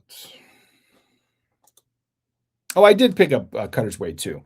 This week I picked up The Blues of Cutter's Way, Christine, and Night of the Comet from Arrow. Nice. Those are nice pickups. Night of the Comet is an underrated one. I didn't know that. Did I know there was an Arrow release? I have the Shout version, and that's it. I thought they put out a 4K, and I never picked it up. I just have the Blu-ray. But yeah, it was like, why do I not know that there's an Arrow version? I like Night of the Comet. That's a good one. For a long time, that was very underrated. And good morning, Helpless Heroes. I had to hold back on a lot this month, but I was able to get Planet Earth 3 and another nature documentary. Nice. Enjoy that stuff. The thing is, like, those, they're not exciting, but the documentaries have always been around. Getting them on home video has been around for a long time. And so I like it. It's one of those things that not everybody talks about, but I do. I like documentaries. I don't have a ton. Because like those are the things that don't get watched in the house. But my youngest daughter really does like commentary stuff, documentary stuff, and there's that. But lately, I've found I've liked them in smaller chunks. And so I do like full-length documentary films on film, like on that. I don't usually love documentaries like on history or real life or that type of stuff. If it's like documentary stuff about film, I'm all in. And so I did pick up that Ray Harryhausen one from Arrow Academy years ago. I love that. But lately I've been really liking any of the documentary style stuff inside movies. But I have been a sucker, even though I don't do the streaming services, I have been a sucker for those docudramas. And so it's kind of a movie, kind of true history mixed together. And I've kind of been into those, but also knowing that there are liberties still being taken and it's still just a movie. Yeah, there's that different format. But I've been a sucker for that for sure. Let's see. Rafi picked up. I picked up Godfather trilogy. Oh, I don't know why I read that one twice. Oh no, I didn't. You picked up Godfather trilogy, Cutter's Way, and Mona Lisa and Audition since I pre-ordered for the first week of April 2026. Nice. Those are nice pickups for sure. Audition, great. Mona Lisa, I've never seen that. I do have that one now. Yeah. That's it. Yeah, I have it. I have it. We're going to talk about that. I'm going to talk about this soon. I just don't want to spoil anything. Cutter's Way and the Godfather trilogy. So I have the Godfather trilogy. I've been apprehensive about getting the 4Ks, and over the years I've had the VHS, and I've seen the Godfather movies a bunch of times. I don't hate them at all, but I've not had a need for the Blu-ray or the 4K, but I want it. I want it. And the thing is, nobody in my house will ever get to sit down and want to watch the Godfather movies. It's not going to happen. But I also feel like I want to watch the Godfather movies again with somebody. So it is that kind of like sharing that experience. And so I've almost been like waiting, for my youngest daughter who loves movies to maybe she's at an age where she might want to watch The Godfather, or I introduce them, like I don't know, but like, so I haven't had a recent want to watch, but every time I see it comes up, the 4K got released. I always am tempted to pick it up. I just haven't yet, but yeah, Godfather is solid for sure. Ooh, what do you get? Let's see. I picked up Throw Mama from the Train and When Harry Met Sally, Spaceballs, UHD limited edition. I also pre-ordered Game of Thrones Steelbook collection. Nice. Nice. And you guys can always post that stuff, whatever you picked up, on the community page here. So you go to the post section. You should go to post where you can see where I post stuff. But then there's a tab that says community. You click community, and then you can post that stuff. So I encourage everybody to do that for sure. Because one, we're building a community, but two, I get to see what you actually picked up, because I don't pick up everything and I haven't seen everything, but I would like to. I do try. Let's see. What else do we have? We have this. What's this? This was the one. So we talked about the Meet the Fockers thing. I'm pretty sure I did. So this one here, King Kong 50th anniversary. This is my all-time favorite King Kong movie poster. It's probably not my favorite King Kong movie, but I love King Kong. And I just found out my youngest daughter, who's into movies, loves Godzilla. And that's an interesting thing, because we have a lot of, overlap in the things that we love, and there's that. And it's funny because my wife is kind of into sports and I've never been, but my daughter and I, we have the same opinion about a lot of movies, that especially the ones that she has seen. But just found out the other day she's in love with Godzilla, and I like Godzilla. Godzilla's fine. Actually, I just picked this up and I showed this to the members during the member live stream, but I just picked this up. So this is new to the collection. So Godzilla. So I do like Godzilla, but I've always been a King Kong guy. I like gorillas. I like monkeys. I love King Kong. And I think this is a great King Kong. So I'm looking forward to it. But this is my all-time favorite King Kong movie poster. And I don't have it in the collection. Like in my collection of movie posters, I don't have this. I have wanted to get like an original one and get it framed, but I think I'm over that now. I think like I have some originals and I think that's fine, but getting them restored and then finding the bigger frame. So like I can get like a 24 by 36 frame for like 30 bucks, 20 bucks. Like I can get them for a decent price for decent frames. But the original old movie posters, there was two sizes. There was like 27 by 40 and 27 by 41. And almost all of the old original movie posters that I want come in that 41 size. And that changes the ability of getting a movie poster frame for like $30 or $40 to over 100.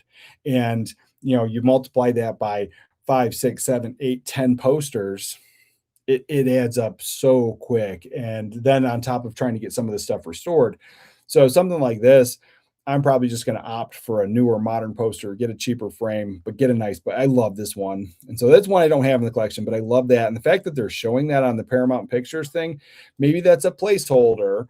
And I hope it's not. I hope that's what we get for the original thing. And then if they do a steelbook, like it would be a no-brainer for them to do a steelbook like that. Would I get it? No, I want the standard. And Paramount has been pretty good about putting out steelbooks and a standard. So it's one of the ones I'm pretty sure we've had no issues with that one. But from 76, and I do love 70s cinema, one movie, two cuts, 193 minutes. And this one, you are getting Dolby Vision HDR and the original aspect ratio of 2:39 to 1 with an aspect ratio of 2:35 to 1. So that's great. Native 4K, and yeah, I am in. I am in on that.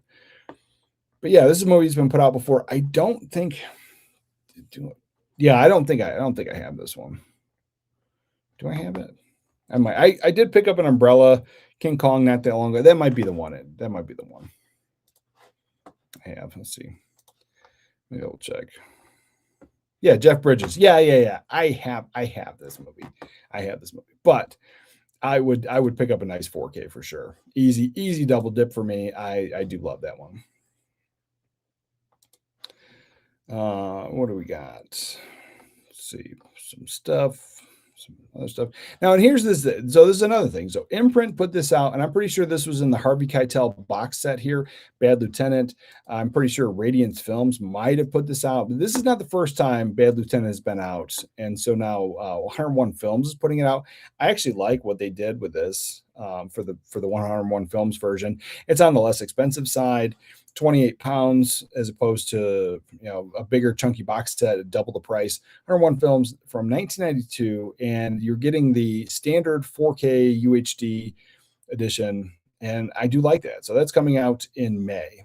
So that's a movie. I didn't pick up the Imprint Films Harvey Keitel thing, so if it's still available, I'll get that because I'm pretty sure, I'm like 100% sure Bad Lieutenant was included in the Imprint thing. But if it's not, I would opt for that 101 Films Easy Day.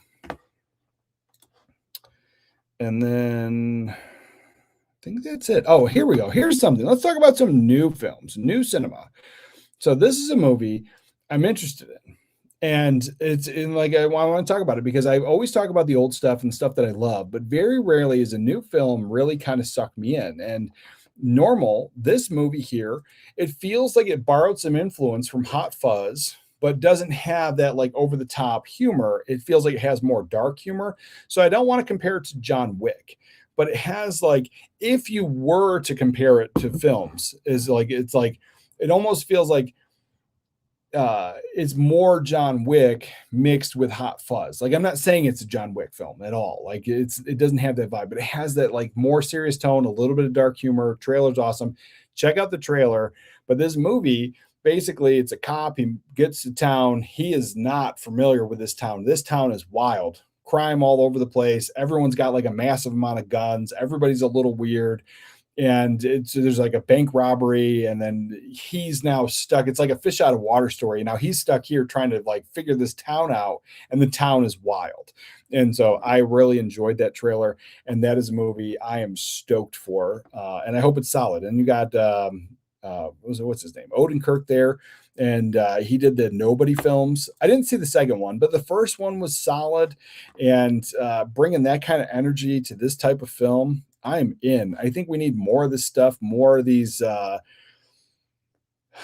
It's not really like an ode to the 90s, but more action films that aren't giant, big blockbuster, mega superhero, billion-dollar budget franchises. This seems like it's a lower budget film, and it looks like it's going to be super fun. And it's another one I really do hope it goes to theaters, and it has a long release. I hope one of the things that's been killing things a lot is these streaming services have been taking over, but almost always has a lot of the newer movies. You're able to go to the theater, and then after a week or two, you're able to then for $20 or $30 stream it at home. And why would you go to the theater? And so I hope they just get longer times, because that's also discovery. That's how we used to find things. And that's how a movie that maybe that initial audience that went to go see it isn't loving it, but the next week or the third week or the fourth week, it finds an audience. Word of mouth gets around. This is an amazing film. Go check it out. And we don't get that time anymore, because before I know it, movies are not in theaters anymore, and they're already streaming somewhere. And then we're getting the announcement for the physical media. And I'm like, well, I didn't even have a chance to find out if I want to watch it. And so I hope this goes to theaters. I hope it has a long release date. It looks like it deserves it. But if they go by what they've done in the past, this is the type of movie that unless everybody and their brother goes to see it, it's going to be in the theater and then out of the theater before you know it. But I hope they turn that around. I hope they change stuff. But yeah, that's one I am really, really looking forward to it. Let's see. And then there was a few things on Twitter There were like soft rumor announcements, but usually that stuff comes to fruition. So again, it's take it with a grain of salt. But some of the stuff is pretty solid. Oh, I've not signed in. I'm not going to do that now. I'll do it on my phone. I'll do it on my phone. We'll do that today. Let's see.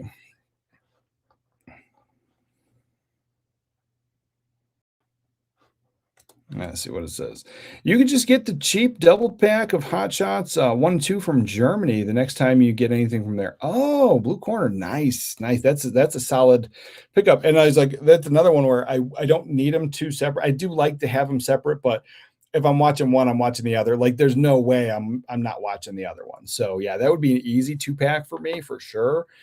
And the thing is, it's not even about the $40. Like, I don't think $40 is crazy for 2 movies being imported from UK. It was just that I just bought this computer and I was like really trying to slow down on my buying and this month just to get things. I still got to get stuff in this room situated. And that was the real thing. It's like for $4, it was just the better deal. So it's not even that. But yeah, that's a great option for sure. Radiance Films is a mixture of Arrow Video, Vinegar Syndrome, and I'm loving their work. Yeah, I do. I love Radiance Films. I don't have too many other titles, but there are tons of them. Some of the ones that I've missed out on, those are the ones that I kind of want. But we got to focus on Radiance Films more.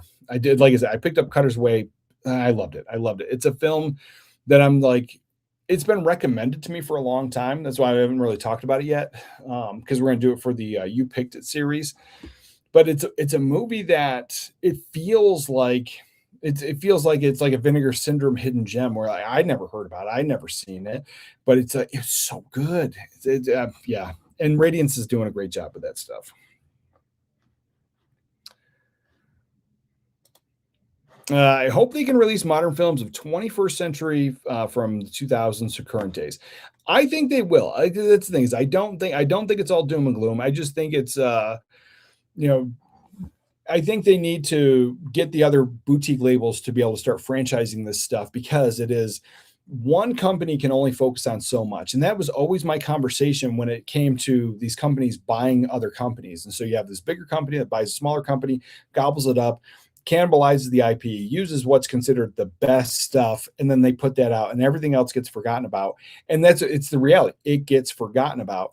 And so, if other companies start being able to license this, and I don't know if they can, like, that's the thing is I don't know what has been done with that Sony deal. And if Sony has a portion of it, Sony has all of it, Sony's putting it out. So now if these companies can then get sub licensed through Sony to put some of this stuff out, that would be really cool. And then it's more hands putting their in the restoring it, putting it out, putting it movies that just need love and attention and they need to be seen. And even if the argument is always it's got to be on streaming. There's so many movies that exist that are not on streaming that are worth watching, because then it always is that argument of like, well, if it's not out, then it wasn't worth watching. You don't know that because maybe you don't like the movie doesn't mean it's not a great film. Like I have a book over here, 100 the greatest movies of all time. I'm going to do a deep dive on that. There's 100 films in there. So some of the greatest movies of all time. And while I agree with a good majority of them, there are movies in there that I don't get, or I can agree that they're good, but I'll never watch them again. And so it's one of those things. Like it depends on the movie, but yeah, I hope more comes out for sure.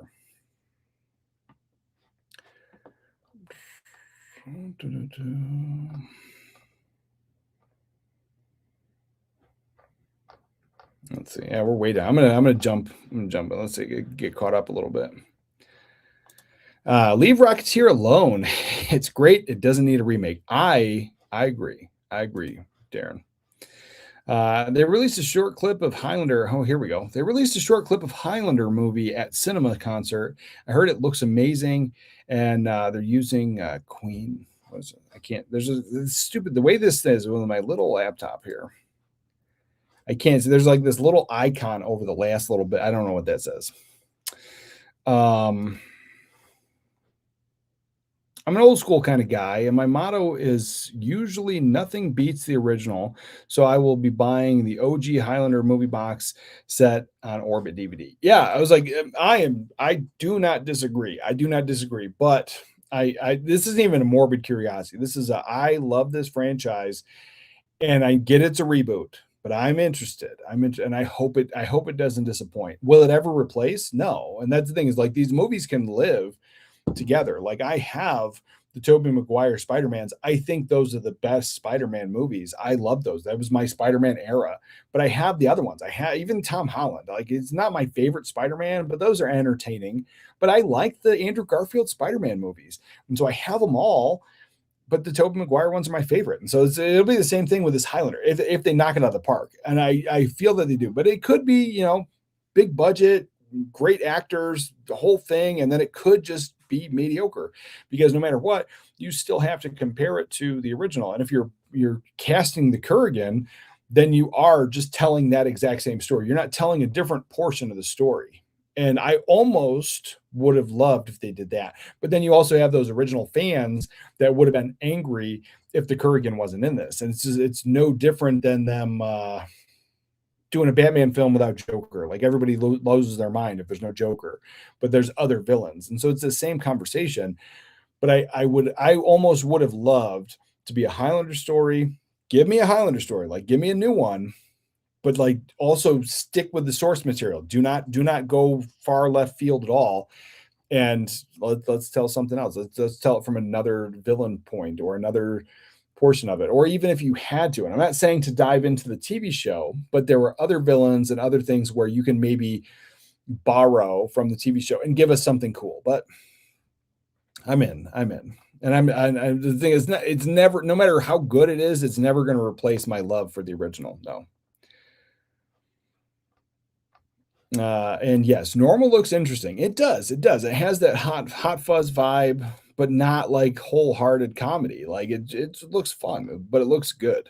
And so it's definitely like a nice follow up to Nobody. But like just seeing Bob Odenkirk in this, and he's been acting for a long time. Most people know him from the Breaking Bad TV show, but he's been around for a while. And he put in the work. So I'm not even knocking him. Like he put in the work to be do this action movie, and he learned moves and he trained and he did all this. There's a ton of video of him doing that for the Nobody movie, but bringing him into this world and then creating this action star, he is older. And so you have that, like everybody's bodies break down. And so you see great actors that were awesome. They start to slow. I just watched something with Denzel Washington and he's running, and then you see his age.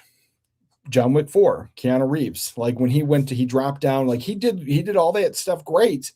But then there was a scene where he dropped down to his knee, and I totally get, I'm old, I'm 40. And he's older than me. I don't want to throw my body on the floor. And like he was doing that on hard cement to then drop to his knee for the movie. And so I get that, but like it just felt like, not a full on action. So as you got Bob Odenkirk now, who is now maybe going to be this action star, it's just, he is getting up there. But that one does look interesting, and it looks intriguing. And in that one, he's not like rolling around and stuff. It's more of that dark humor, but it's still an action film. What do we got?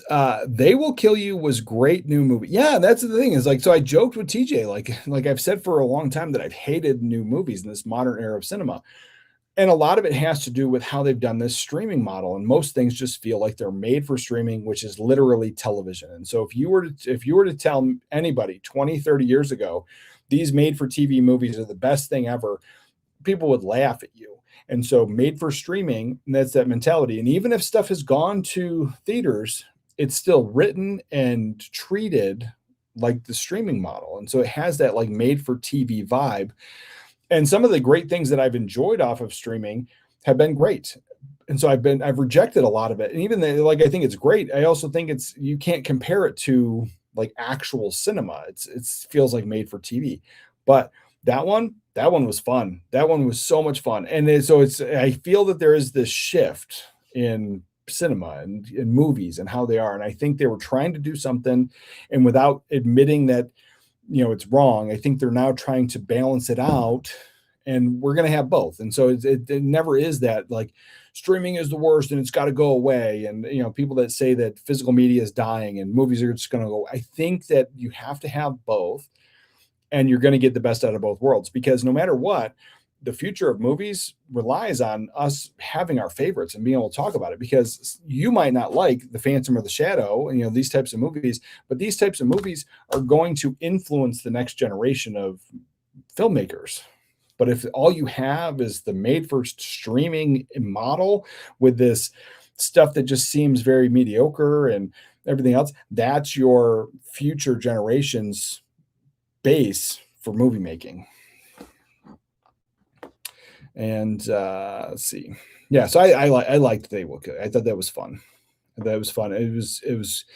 I don't remember exactly what I said, but I said something along the lines of like, it reminded me of like People Under the Stairs, and then John Wick, and then something else. Like, it was just so much fun. It was so much fun. It was like 3 like concepts combined, and like it's just a fun one. Really did. Do you like the Resident Evil films with Mila Jovovich? Excited for the new one. I didn't know there was a new one, but I don't own those films. That's the thing. I don't own those films. When the game came out, I played the game, but I'm not a huge gamer. So I've never been one of those guys that was like up in arms if the video game doesn't match the movie or vice versa. But there's a thing where over the years, like, people get angry, video game nerds get angry. They go to the theater and they're like, oh, this is crap. But those movies are usually made for the masses. They're made for the average moviegoer that doesn't play video games. So it tells a story and it's interesting. And that's why you have the original Street Fighter the way it is and the way it ended up being. And now you have this new Street Fighter. And it also plays into the people that are making movies today were also video game freaks. So you have that kind of influence. And so that's why I'm excited about that one. But I never hated the original Street Fighter. It's unique. It's interesting. It's different. And a sign of the times, and it's fun. It's a fun callback. So with this, yeah, I never had that, like, it's not the same. I'm pretty sure I watched all of them, but I don't own them. I have not owned any of those movies. And if I were to own them, I would probably own like the first couple. I don't think I'd need like the whole entire franchise. But like I said, it's never been a film that I've been like, I want to rewatch that, or I want to introduce this to my kid, or vice versa. So it's one of those things. Now, if the new one is like a whole new thing, like rebooted, like new thing altogether, or is it just a continuation of that franchise with Mila Jovovich? So I don't know, but I think I would almost rather them give us a whole new Resident Evil with a whole new actress, a whole new thing, but then be faithful to the game. Like that would be where I'm in. If they just do just another thing where they're slapping some zombies and people are fighting some zombies and they throw the Resident Evil name on it, it's tired, it's boring, I'm over it. But if it looks like, one of those older games, I'm in. If it takes us back to the mansion, I'm in. For sure. It says Bob Odenkirk appeared in Seinfeld episodes. He's been around for a while. Yeah, he's been around for, people forget about him. I think only people recognized him because of Breaking Bad, but he's been around forever. And yeah, he's a pretty decent actor, and he showed his chops in Nobody. Like, I looked at the Nobody trailer and I scoffed it off. I was like, this is dumb. I don't need this. This is a John Wick ripoff with an old guy. It was fun. I own the movie. I've watched it a few times. I like it. I haven't watched the second one. I haven't heard anybody tell me that it's amazing and you have to see it. So I haven't bothered to get that one. But yeah, he's good. And so I'm in. And I'm not saying if you throw Bob Odenkirk's name on anything, I'm going to go watch it, but I'm going to watch the trailer. And that right there intrigued me for sure. If Bob Odenkirk wasn't on that trailer, I might not have even watched it this morning. Seriously. Like, I'm like, oh, there's a new movie coming out, and like had that same chip on my shoulder. All the new movies aren't that great kind of attitude. I'm looking forward to it.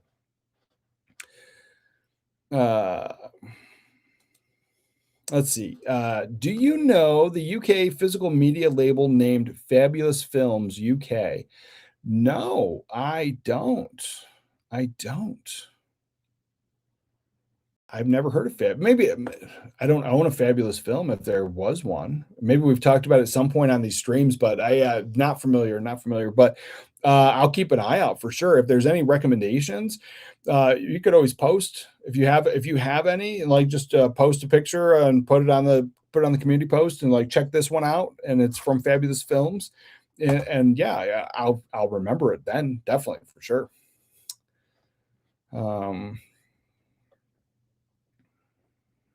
Let's see.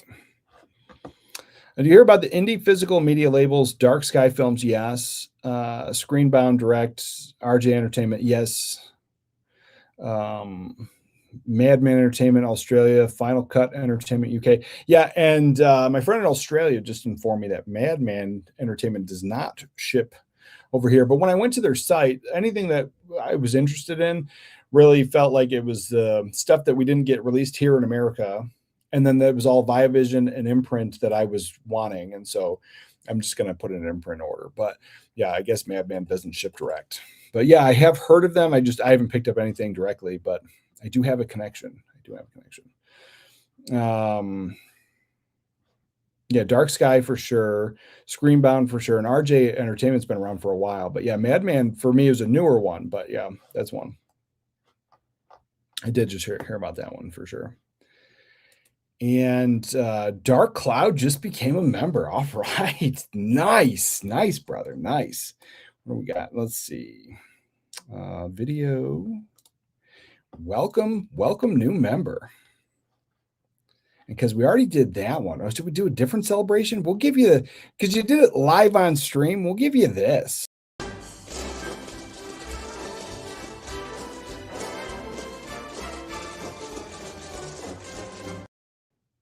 Welcome, Dark Cloud. Welcome. Let's see. A reboot, no Mila, maybe just one film. Still excited.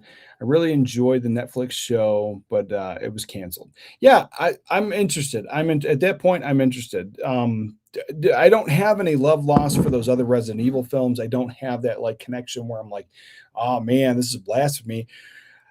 So I'm interested. I'll definitely go see it for sure, or I'll buy it if everyone says it's pretty good. It's one of those, but it's the thing. Like I haven't had that want to revisit all those Resident Evil films, but I could probably own the first one and watch that a couple times again for sure. See, let's see, what does this says? Dark Cloud says, hey, 80s, I knocked on the door and now I'm in the member club. Yeah, you did. Thanks, brother. Thanks. Appreciate you for sure.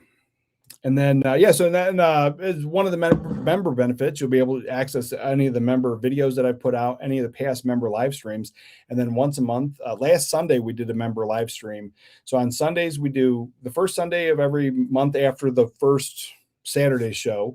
I do a 8 o'clock at night. I do an after hours 80s member live stream. And then tomorrow is the fourth wall Zoom call. So any of the shirts that I wear on stream, any of the merch that I have, the cups, the mugs, all that stuff is part of the fourth wall store. It's very similar to Patreon, but it has a store attached.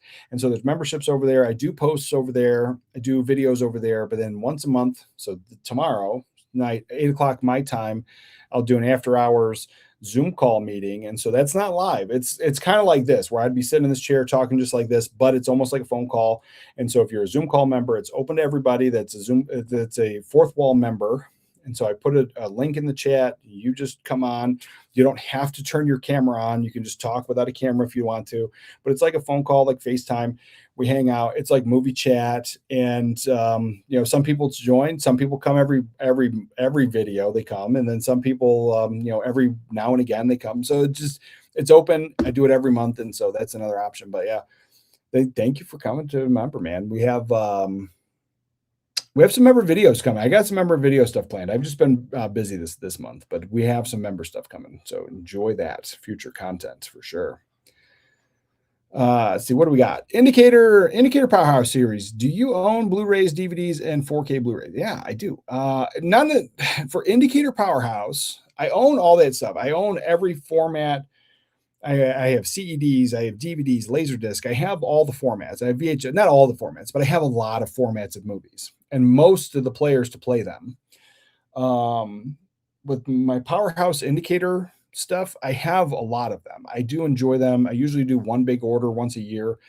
And then throughout the year, I might pick up 1 or 2 titles. Like I am going to get the Hammer comedy series that they just released. I'm going to pick that up next month because it's old Hammer films, black and white stuff. Like it's good, wholesome comedy from the golden age of Hollywood. So I'll be picking that up from Powerhouse for sure. But I have I don't know how many's over there, maybe 50, 60 titles I can see right now over here. I've talked about them. They come up once in a blue moon, but a lot of the stuff I have is the older stuff. And so it's not appealing to everybody. So like there's only so many times. I don't think anything over there's only like 1 or 2 titles that are actually from the 90s. Everything else is mostly from the older age of Hollywood, a lot of Peter Cushing stuff, some foreign films, things that not everybody gets into. So I do have them. I just don't talk about them often, but when I can, I do highlight them. I did have the John Carpenter's Vampires, but then I gave that to a friend because I picked up the Viavision version. So it's no need to keep 2 versions of that, but yeah, that was probably one of the newer ones I had. And there's that. So then we're going to roll into the late fees and late nights, the things I'm watching this week. But I've been talking about these ones for enough. So the Shadow and the Phantom. So the Phantom, great. Love this one. And the Shadow. Got to watch them together.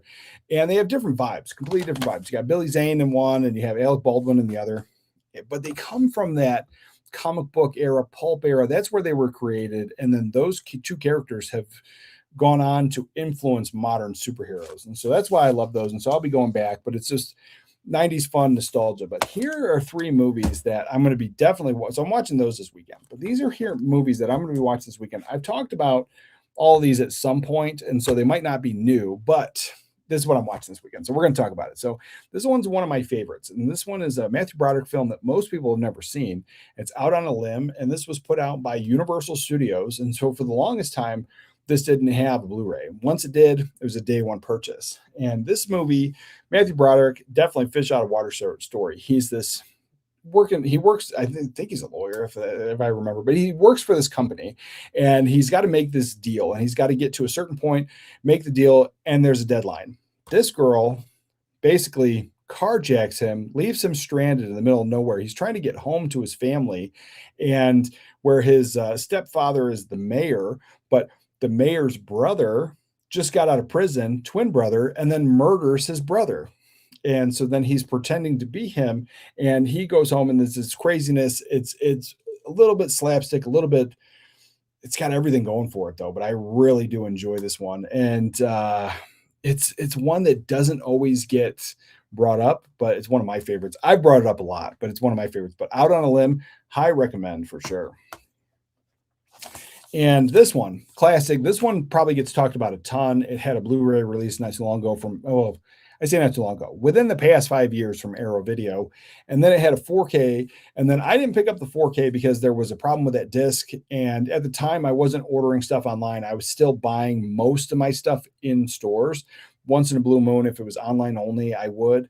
But something like this, 12 Monkeys, I walked into Best Buy and I bought it. And I've had it. And then they came out with that 4K and I was apprehensive and I just never got it. But I do like the Blu-ray. I think it is fantastic. I don't think I'm missing out a ton by having the 4K, but because I think this was a pretty good restoration already and it had a pretty good scan. So I think this Blu-ray is pretty good. But anyway, 12 Monkeys, one of my all-time favorites. And this is the movie that made me not really fall in love with Brad Pitt, but like really respect Brad Pitt as an actor. And then like for years I said this. And then I just found out not that long ago that it actually wasn't just him being a good actor. They tricked him. So the scenes where Brad Pitt plays a crazy person in an insane asylum, I always thought were top notch. I was like, man, he's such a good actor. That is so good. Because before this, I hadn't seen him in too many things. And like I remembered him in Thelma and Louise. And there's like a few things he did before this. And so I was like, Bruce Willis, you already sold me on the film no matter what. But I was like, the Brad Pitt scenes of him being crazy, they took his cigarettes before he was filming. So he couldn't smoke and he was a little nuts because he wanted to have a cigarette. And that's how he got that performance. And so for all these years, I really thought, I was like, man, Brad Pitt's so good. And I don't think he's a bad actor. I still think he's great. But it was this performance that sold me on Brad Pitt. And it was a trick. He needed cigarettes. But anyway, 12 Monkeys, if you've never seen it, This is a dystopian future movie. There was a virus that wiped out humanity. Most of humanity goes underneath the ground, and then they send Bruce Willis back. And all the tech is like weird dystopian, like cyberpunk, but not quite. It's almost like cyberpunk mixed with something older, and then they put this together to send him back in time. They send him back to the wrong time in 96. And so he meets some people. They think he's crazy. They pull him back. Then they send him to the right time to try to figure out what happened. And maybe he can stop the virus. But yeah, this is a solid film. It doesn't have a sequel, but it had a spin-off TV show. And I never got into that, but solid film. And so it's been a while since I've revisited it. So that's going to be solid watch for sure. And this one, we talked about it last week because it got brought up. And so it made me want to watch the film. And it's because it's been a while since I've seen it, maybe a couple of years. But you got Michael Keaton, Christopher Lloyd, Peter Boyle, and Stephen Furst. And it is Dream Team. So in this movie, these guys, they're all nuts. And they're being, treated, by a psychologist. And they get to go on this trip to New York City to go watch a baseball game. And he gets shot. So now you have 4 crazy people in New York City trying to figure it out and trying to figure out what happened. And so they're scared. And then they're trying to, and Michael Keaton is hilarious in this film, but it is a black comedy and worth a watch. And yeah, I did like this one. And this is one, it came out in the 90s, but it's one of those things like Peter Boyle's character constantly keeps getting naked. Like he just takes his clothes off. So there's a scene where he goes into like a black church. And so he's already kind of out of place. And then he just starts like, matching their energy. And so they're accepting him, but then he starts taking his clothes off. It's just wild. It is ridiculous, but I highly recommend that one. So those are the 90s movies that I'll be watching this weekend. And they're all worth a watch. They are all worth a watch, but these two, I'm looking forward to it because it's family movie time for those ones for sure. So there's that. And now we're going to do the giveaways. So what do we have? I don't know how I'm going to do the, because like sending stuff overseas is expensive. So the mugs and the shirts, everybody's open to, but I think I might, I don't know. I think it sucks, but I don't think it's fair. But anyway, I think we're just going to stick to Housemaid. We're going to do the Housemaid giveaway. I got to send it to a US address because I can't imagine if I sent this to like, it's going to end up costing me like $100. It might've been easier for me to like buy it for you on Amazon at that point. If I start shipping stuff overseas like that, but this movie here, Housemaid is going to be the first giveaway. We're going to open that up. Let's see. What do we do? Should we do the land? Yeah, we'll do the mug and a shirt. So if you don't know, if you've never been here, link to all the videos. You can go to the Fourth Wall store in the link, and that's where everything is had. Let me just go here, and I'll share this. I'll show you what options you have. So a T-shirt and a mug, any T-shirt on the site, and I didn't bring the mug up here, so we'll share this screen. Let's see, share screen.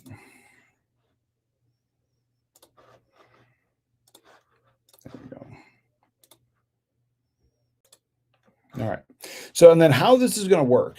So if this works, and it's been working for a couple of years now, at least a year and a half. So we'll do a spin. Somebody will win the mug or the shirt. And then I will send you a link, or you get in touch with me somehow through email. That's like the worst. I will answer your email eventually, but I'm horrible at email. So I'll get to it eventually. But the best place is Twitter. If you follow me on Twitter, you can message me and I will get to you. You can message me, email me, I will get to you. That's pretty much the social media that I have. There's that. And then if you ever became a member here for Fourth Wall, you always have messaging there. So there's it's a direct message, which works out pretty well. So there's that. So we do have memberships over here. It's just like Patreon, same thing, discounts on the merch, but then we do the member only stuff over here. But here is where this Fourth Wall store is. And everything I wear, and that gets asked quite a bit. Where did I get that shirt? I get it here because I created it. I made it. So these things here, member only feeds, products. Here we go. So these are the new shirts. We got the 80s made home video hero. These mugs, these are the new mugs. And we got hoodies and stuff. But any of the t-shirts are available. So you let me know. You go to the link, and I will pin this in the chat right now. So you can go to the link. And at any point later on, whatever, we're gonna do the drawing.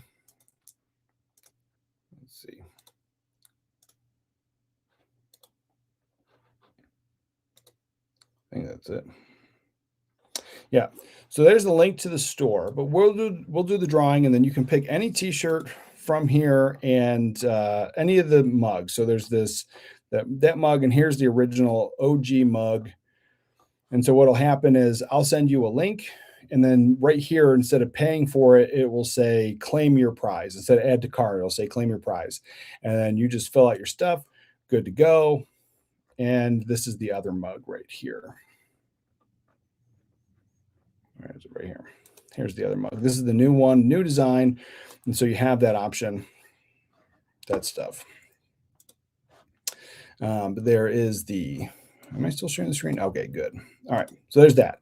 So that's the options. And we'll do this last. Okay. All right. Now, let's see. Name generator. Let's see. All right, what do we got? Count me in. Arthur, Andy, Helpless Heroes, TJ. Nice. You'd like to join to win, or you'd like to join the membership? If you join the membership, just go to the link, and then there's a spot where you can join. You can always join the membership, and then, like I said, tomorrow we're doing the Zoom call. But I'll put your name in here. So if you live in America, we're going to do this first. So I think that makes sense. Do the grand prize first, and then we'll trickle it down. T-shirt and the mug. So this will be done by me. So this one is different. So you're going to have to get a hold of me on one of those places, except for TJ. I already have his stuff. But if you give me a hold of me on one of those places, and then I will mail this out to you. And I can't guarantee when it will be done, but I will post, because I got a few other things I want to mail out too. And so this isn't the first giveaway, but it'll definitely be coming to you. And so we'll do that. And then all taken care of by me. So no worries on anything. Because that's the other thing, is like when you guys win, sometimes people that are new to this, they email me or message me, and then they're asking like what they need to do, and what I just got to be able to contact you to send you a link, and that's it. And it's so easy. All right. And so yeah, I'll pull this up. Name picker. Oh, I said generator. That's going to give you names. Picker.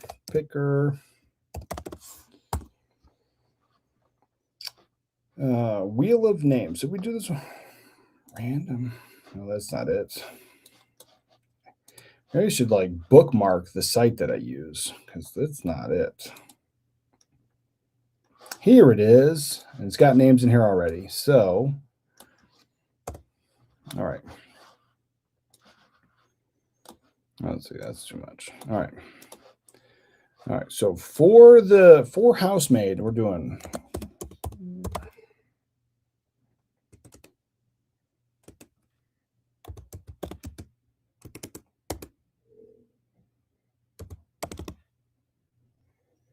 let's do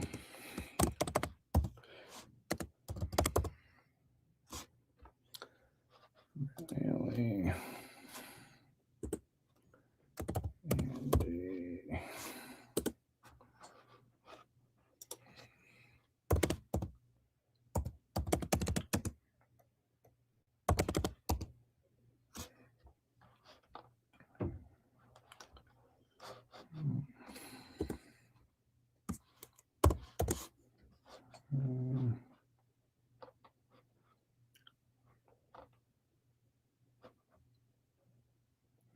And let's see, what's this one? Let's see. Movie collect, put me in the giveaway. All right, so movie collect. I can't read all. It's a little tiny screen now because of the laptop. So it's a movie collect. I don't know what your whole name is, but we'll put you in there. Movie collect. Probably movie collector. Movie collector. All right, so for this, all right, so this is anybody that lives stateside for housemaid. So it's this version of housemaid. This nice, beautiful 4K, never opened. It's going to be sent to you, and I'll make sure it's packaged so nice. I'm not just sticking it in a bubble mailer. It'll come in like something. I don't know what I'm doing yet. I have to figure that out too. I got to get a box, but it can't be like a crazy box. Like, what if I sent you like this big, ridiculous box to protect your movie? It'd be ridiculous. I don't think I'm doing that. All right, what do we got? Oh, MCM. Okay, I can do that. Yeah. Yeah, okay, I'll do that.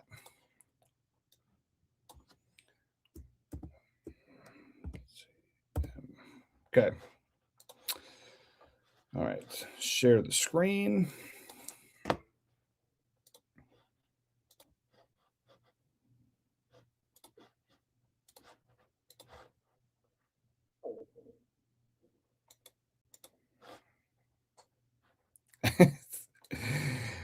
Discrimination just because I'm in Denmark. Yeah, I was like, it would be cheaper for me to buy you something on Amazon, which I wouldn't be opposed to. If you ever told me your birthday or even your birthday month, I would gladly send you a birthday gift, Blue Corner. I think we are at that friend level. But I would just find something on Amazon to send you. That's what I would do.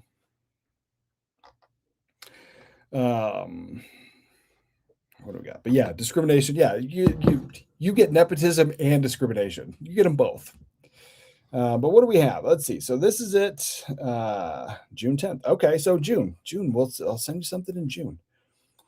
Send you something in June. And it won't be Hong Kong cinema. I'll tell you that right now. It'll be something way out of your wheelhouse. All right, let's see. So we got this is what we're doing here. We're gonna hit spin.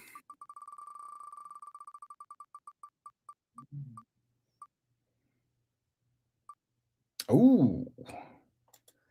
Ooh, MCM. This is good. So finally. All right. So congratulations. Find me to message, either email or Twitter's the best place, but email will also work. Find me and I will get back to you. Like, don't worry, I will get back to you as soon as you find me on one of those things. And then you're gonna have to give me your address and all that stuff, and I will get this in the mail. And then I will also give you a roundabout when I'm gonna get to the mail because I'm going today, but I'm not packaging anything up today because I have a bunch of stuff I do have to package up. So probably next Saturday after the stream, because that's usually when I get to the post office anyways, Saturdays. So it probably won't be today, but more than likely next Saturday. So don't worry, and I will let you know. And I'll even hit you back once it's all mailed up or boxed up and everything with a photograph to show you how good it's going to be coming. But yeah, congratulations, brother. Congratulations. Oh man, I missed that one. It was too late, Dark Cloud. Sorry, brother. But I'll put you in now, and we're still giving away a shirt and a mug. We're still doing that. So anybody except for MCM that if you haven't won a shirt or a mug, I'm trying to I have it written down somewhere, but I don't have it with me now. So there's that. I know Andy won a shirt. You gotta let me know what you won, and we'll go back. We'll do it on the honor system today. I do have these written down. I didn't bring it up here. Silly me. But yeah, congratulations. What do we got? Be cheaper to get a Hot Toys rather than send to Blue Corner a 4K. Yeah, right. I was like, and nothing against it, but I totally get sending stuff internationally. It's not the greatest. I paid an arm and a leg to get something from the UK, and it's lost in the mail now. And I'm kind of frustrated by it. But I was like, yeah, it's like shipping that Blu-ray. I'll just buy you something and send it to you, brother. But we got that. All right, so we'll get Dark Cloud in there. Let's see. Dark Cloud. All right, now let's see. Hide that on stream. We'll do that. Dark Cloud, add you in there, and then let's see. Is there anybody? So who else wants to be in this? Let's see. I want a kick-ass sweatshirt. Yeah, you did. Appreciate you. So we'll do the shirt today. Let's see. Well, that was a premium thing, so that didn't count. That was anytime we do the hoodies, that's a premium, that's extra, and that's because more people actually bought stuff off of the Fourth Wall site. So yeah, you're still in for a regular t-shirt, that still counts. But after that, regular t-shirt, like the rest of the year, you're out for that stuff. And then we'll put everybody back in at Christmas. So yeah, so let's see. We'll do Andy. Andy.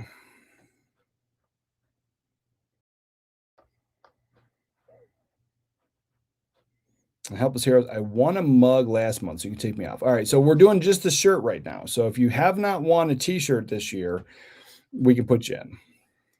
And I don't remember off the top of my head, I don't remember everybody that won a shirt. But put you in. So then I'll put this up now. Let's see. We'll just do this real quick.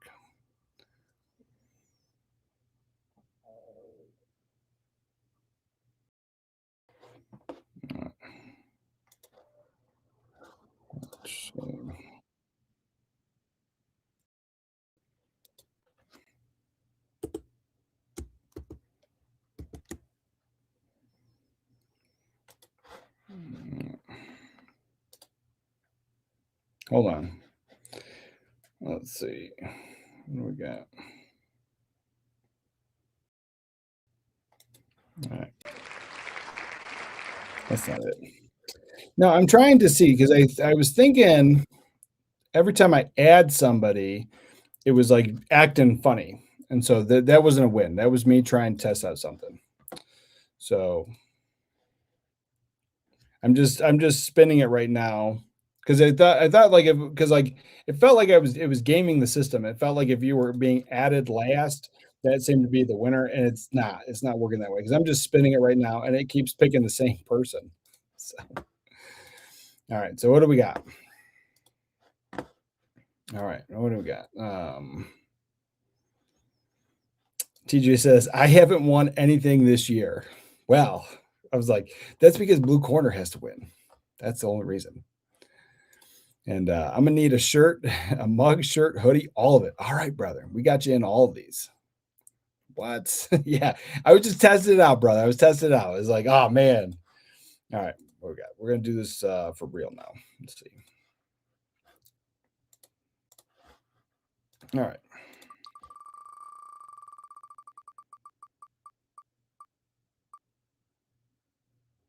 There we go. Ooh. Ooh. Ooh.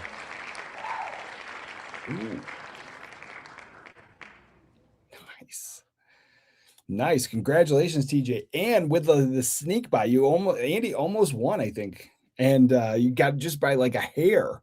I don't know. I might have respun that, but the computer said you won. I'm good. All right, so we got that. That's who's left. So now we're up for the mug. And anybody who hasn't won a mug that would like a mug that's not already in this, or if you already are in this, they'll do this. How did Blue Corner not get put in this? Did you win a shirt, Blue Corner? Did I just not put you in anything?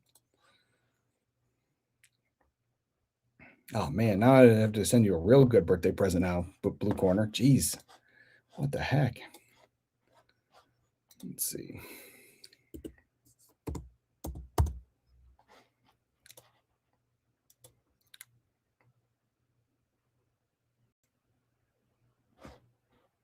Blue Corner goes, I have a mug, but I'm good. Okay, well, good. You got a mug. Yeah, it just showed you not only nepotism and not fair. I just don't care now. Sorry, brother. I should have put you in there for the shirt. Kind of feel bad. Well, we'll get you next month. We'll get you next month. Let's see. Sorry, Andy, that was robbery. Yeah, it was. Yeah, it was. It was good too. It was good. All right. So this is for the mug now. Let's see, what do we got? Yeah, some friend you are. Yeah, great friend. I see. That's the thing is, I say I never said I was a good friend. I'm just a friend. Like that, I'm loyal. I'm good, but like I'm not good. All right, what do we got? Let's see. For the mug, if there's anybody else who hasn't gotten a mug yet, let's see. Yeah, you can take me off that one. Okay. All right. Let's see.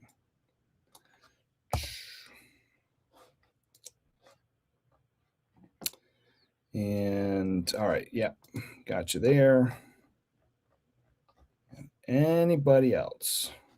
No worries. Yeah. Okay. All right. For the mug, this is what we're going to do. So we got 4 people for the mug. And then again, if you want the old mug, let me know. If you want the new mug, let me know. Either way, we'll just send it out to you. Let's see, is there anything else? Nothing else. All right, we're going to spin it.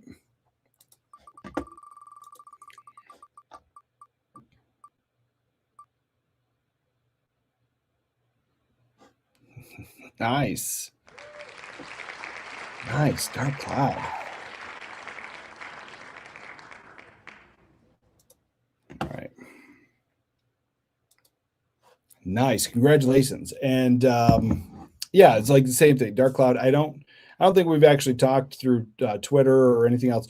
So, but yeah, I'll definitely message me and I'll get you the link for that for sure. And with that, because it's the shirts, pick out whatever you want, and the mug, pick out whatever you want, either the original or the new octopus one. And then let me know that, and then I'll just send you a link and you just claim it and you're good to go. And then when you get it, you can post it on the community page that you got it, and frame it up like the last two that got framed up. People put them next to stuff. It's great. I liked it. All right, what do we got? Yeah, you did. Yeah, you won the mug. And then somebody said something about fourth wall. Let me double check what this says. It said something. It was interesting. Caught my eye. Then we had to discriminate against Blue Corner. I remember that. Here it is. So Helpless Hero says, I'm already a member and I like that app way more than Patreon, to be honest. Well, awesome. That's great. I like it. I didn't use Patreon. I just liked this because it integrated the store that I was doing the merch from anyway. You get a discount if you're a member. And it allowed for the Zoom call. It allowed for the similar thing. I don't know everything that's available on Patreon, but it allowed for us to do the Zoom call hangout, member posts, member videos, that type of stuff. And yeah, it's great. Now there's like a free option, but it's not the same as like anything else. Like I've seen a couple people like join free, but then it doesn't let me do anything. Like sometimes I guess I can like do like a picture post or maybe a poll question. Maybe I can do that for like everybody, but like any videos, anything else, it will not let me do it to any of the free members because and they claim it's because of servers. They only have so much server space. It's not like YouTube or anything else, but yeah. So yeah, we do some stuff over there. I'm glad you like it. I'm glad.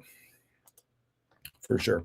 All right, guys, I got a busy day. I am going to go to the post office, pick up this stuff out of my P.O. box, and I am going to go over to video, and I've got a bunch of movies that I'm going to drop off and do the trade-in. Like, I don't think I'm going to get a good value for them, so I also don't think that, like, I didn't do anything that I didn't want anymore that was like a boutique label or anything like this, but I have a stack of movies here that I have already upgraded and I didn't need to have in the collection anymore, and I'm going to take them there.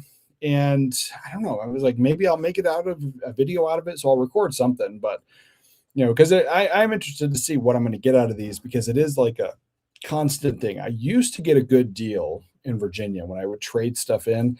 I don't think I get a good deal anymore. I don't. And we're going to find that out. We're going to find that out because also there's a place on the internet where I can also trade things in, and we'll do a whole video on that.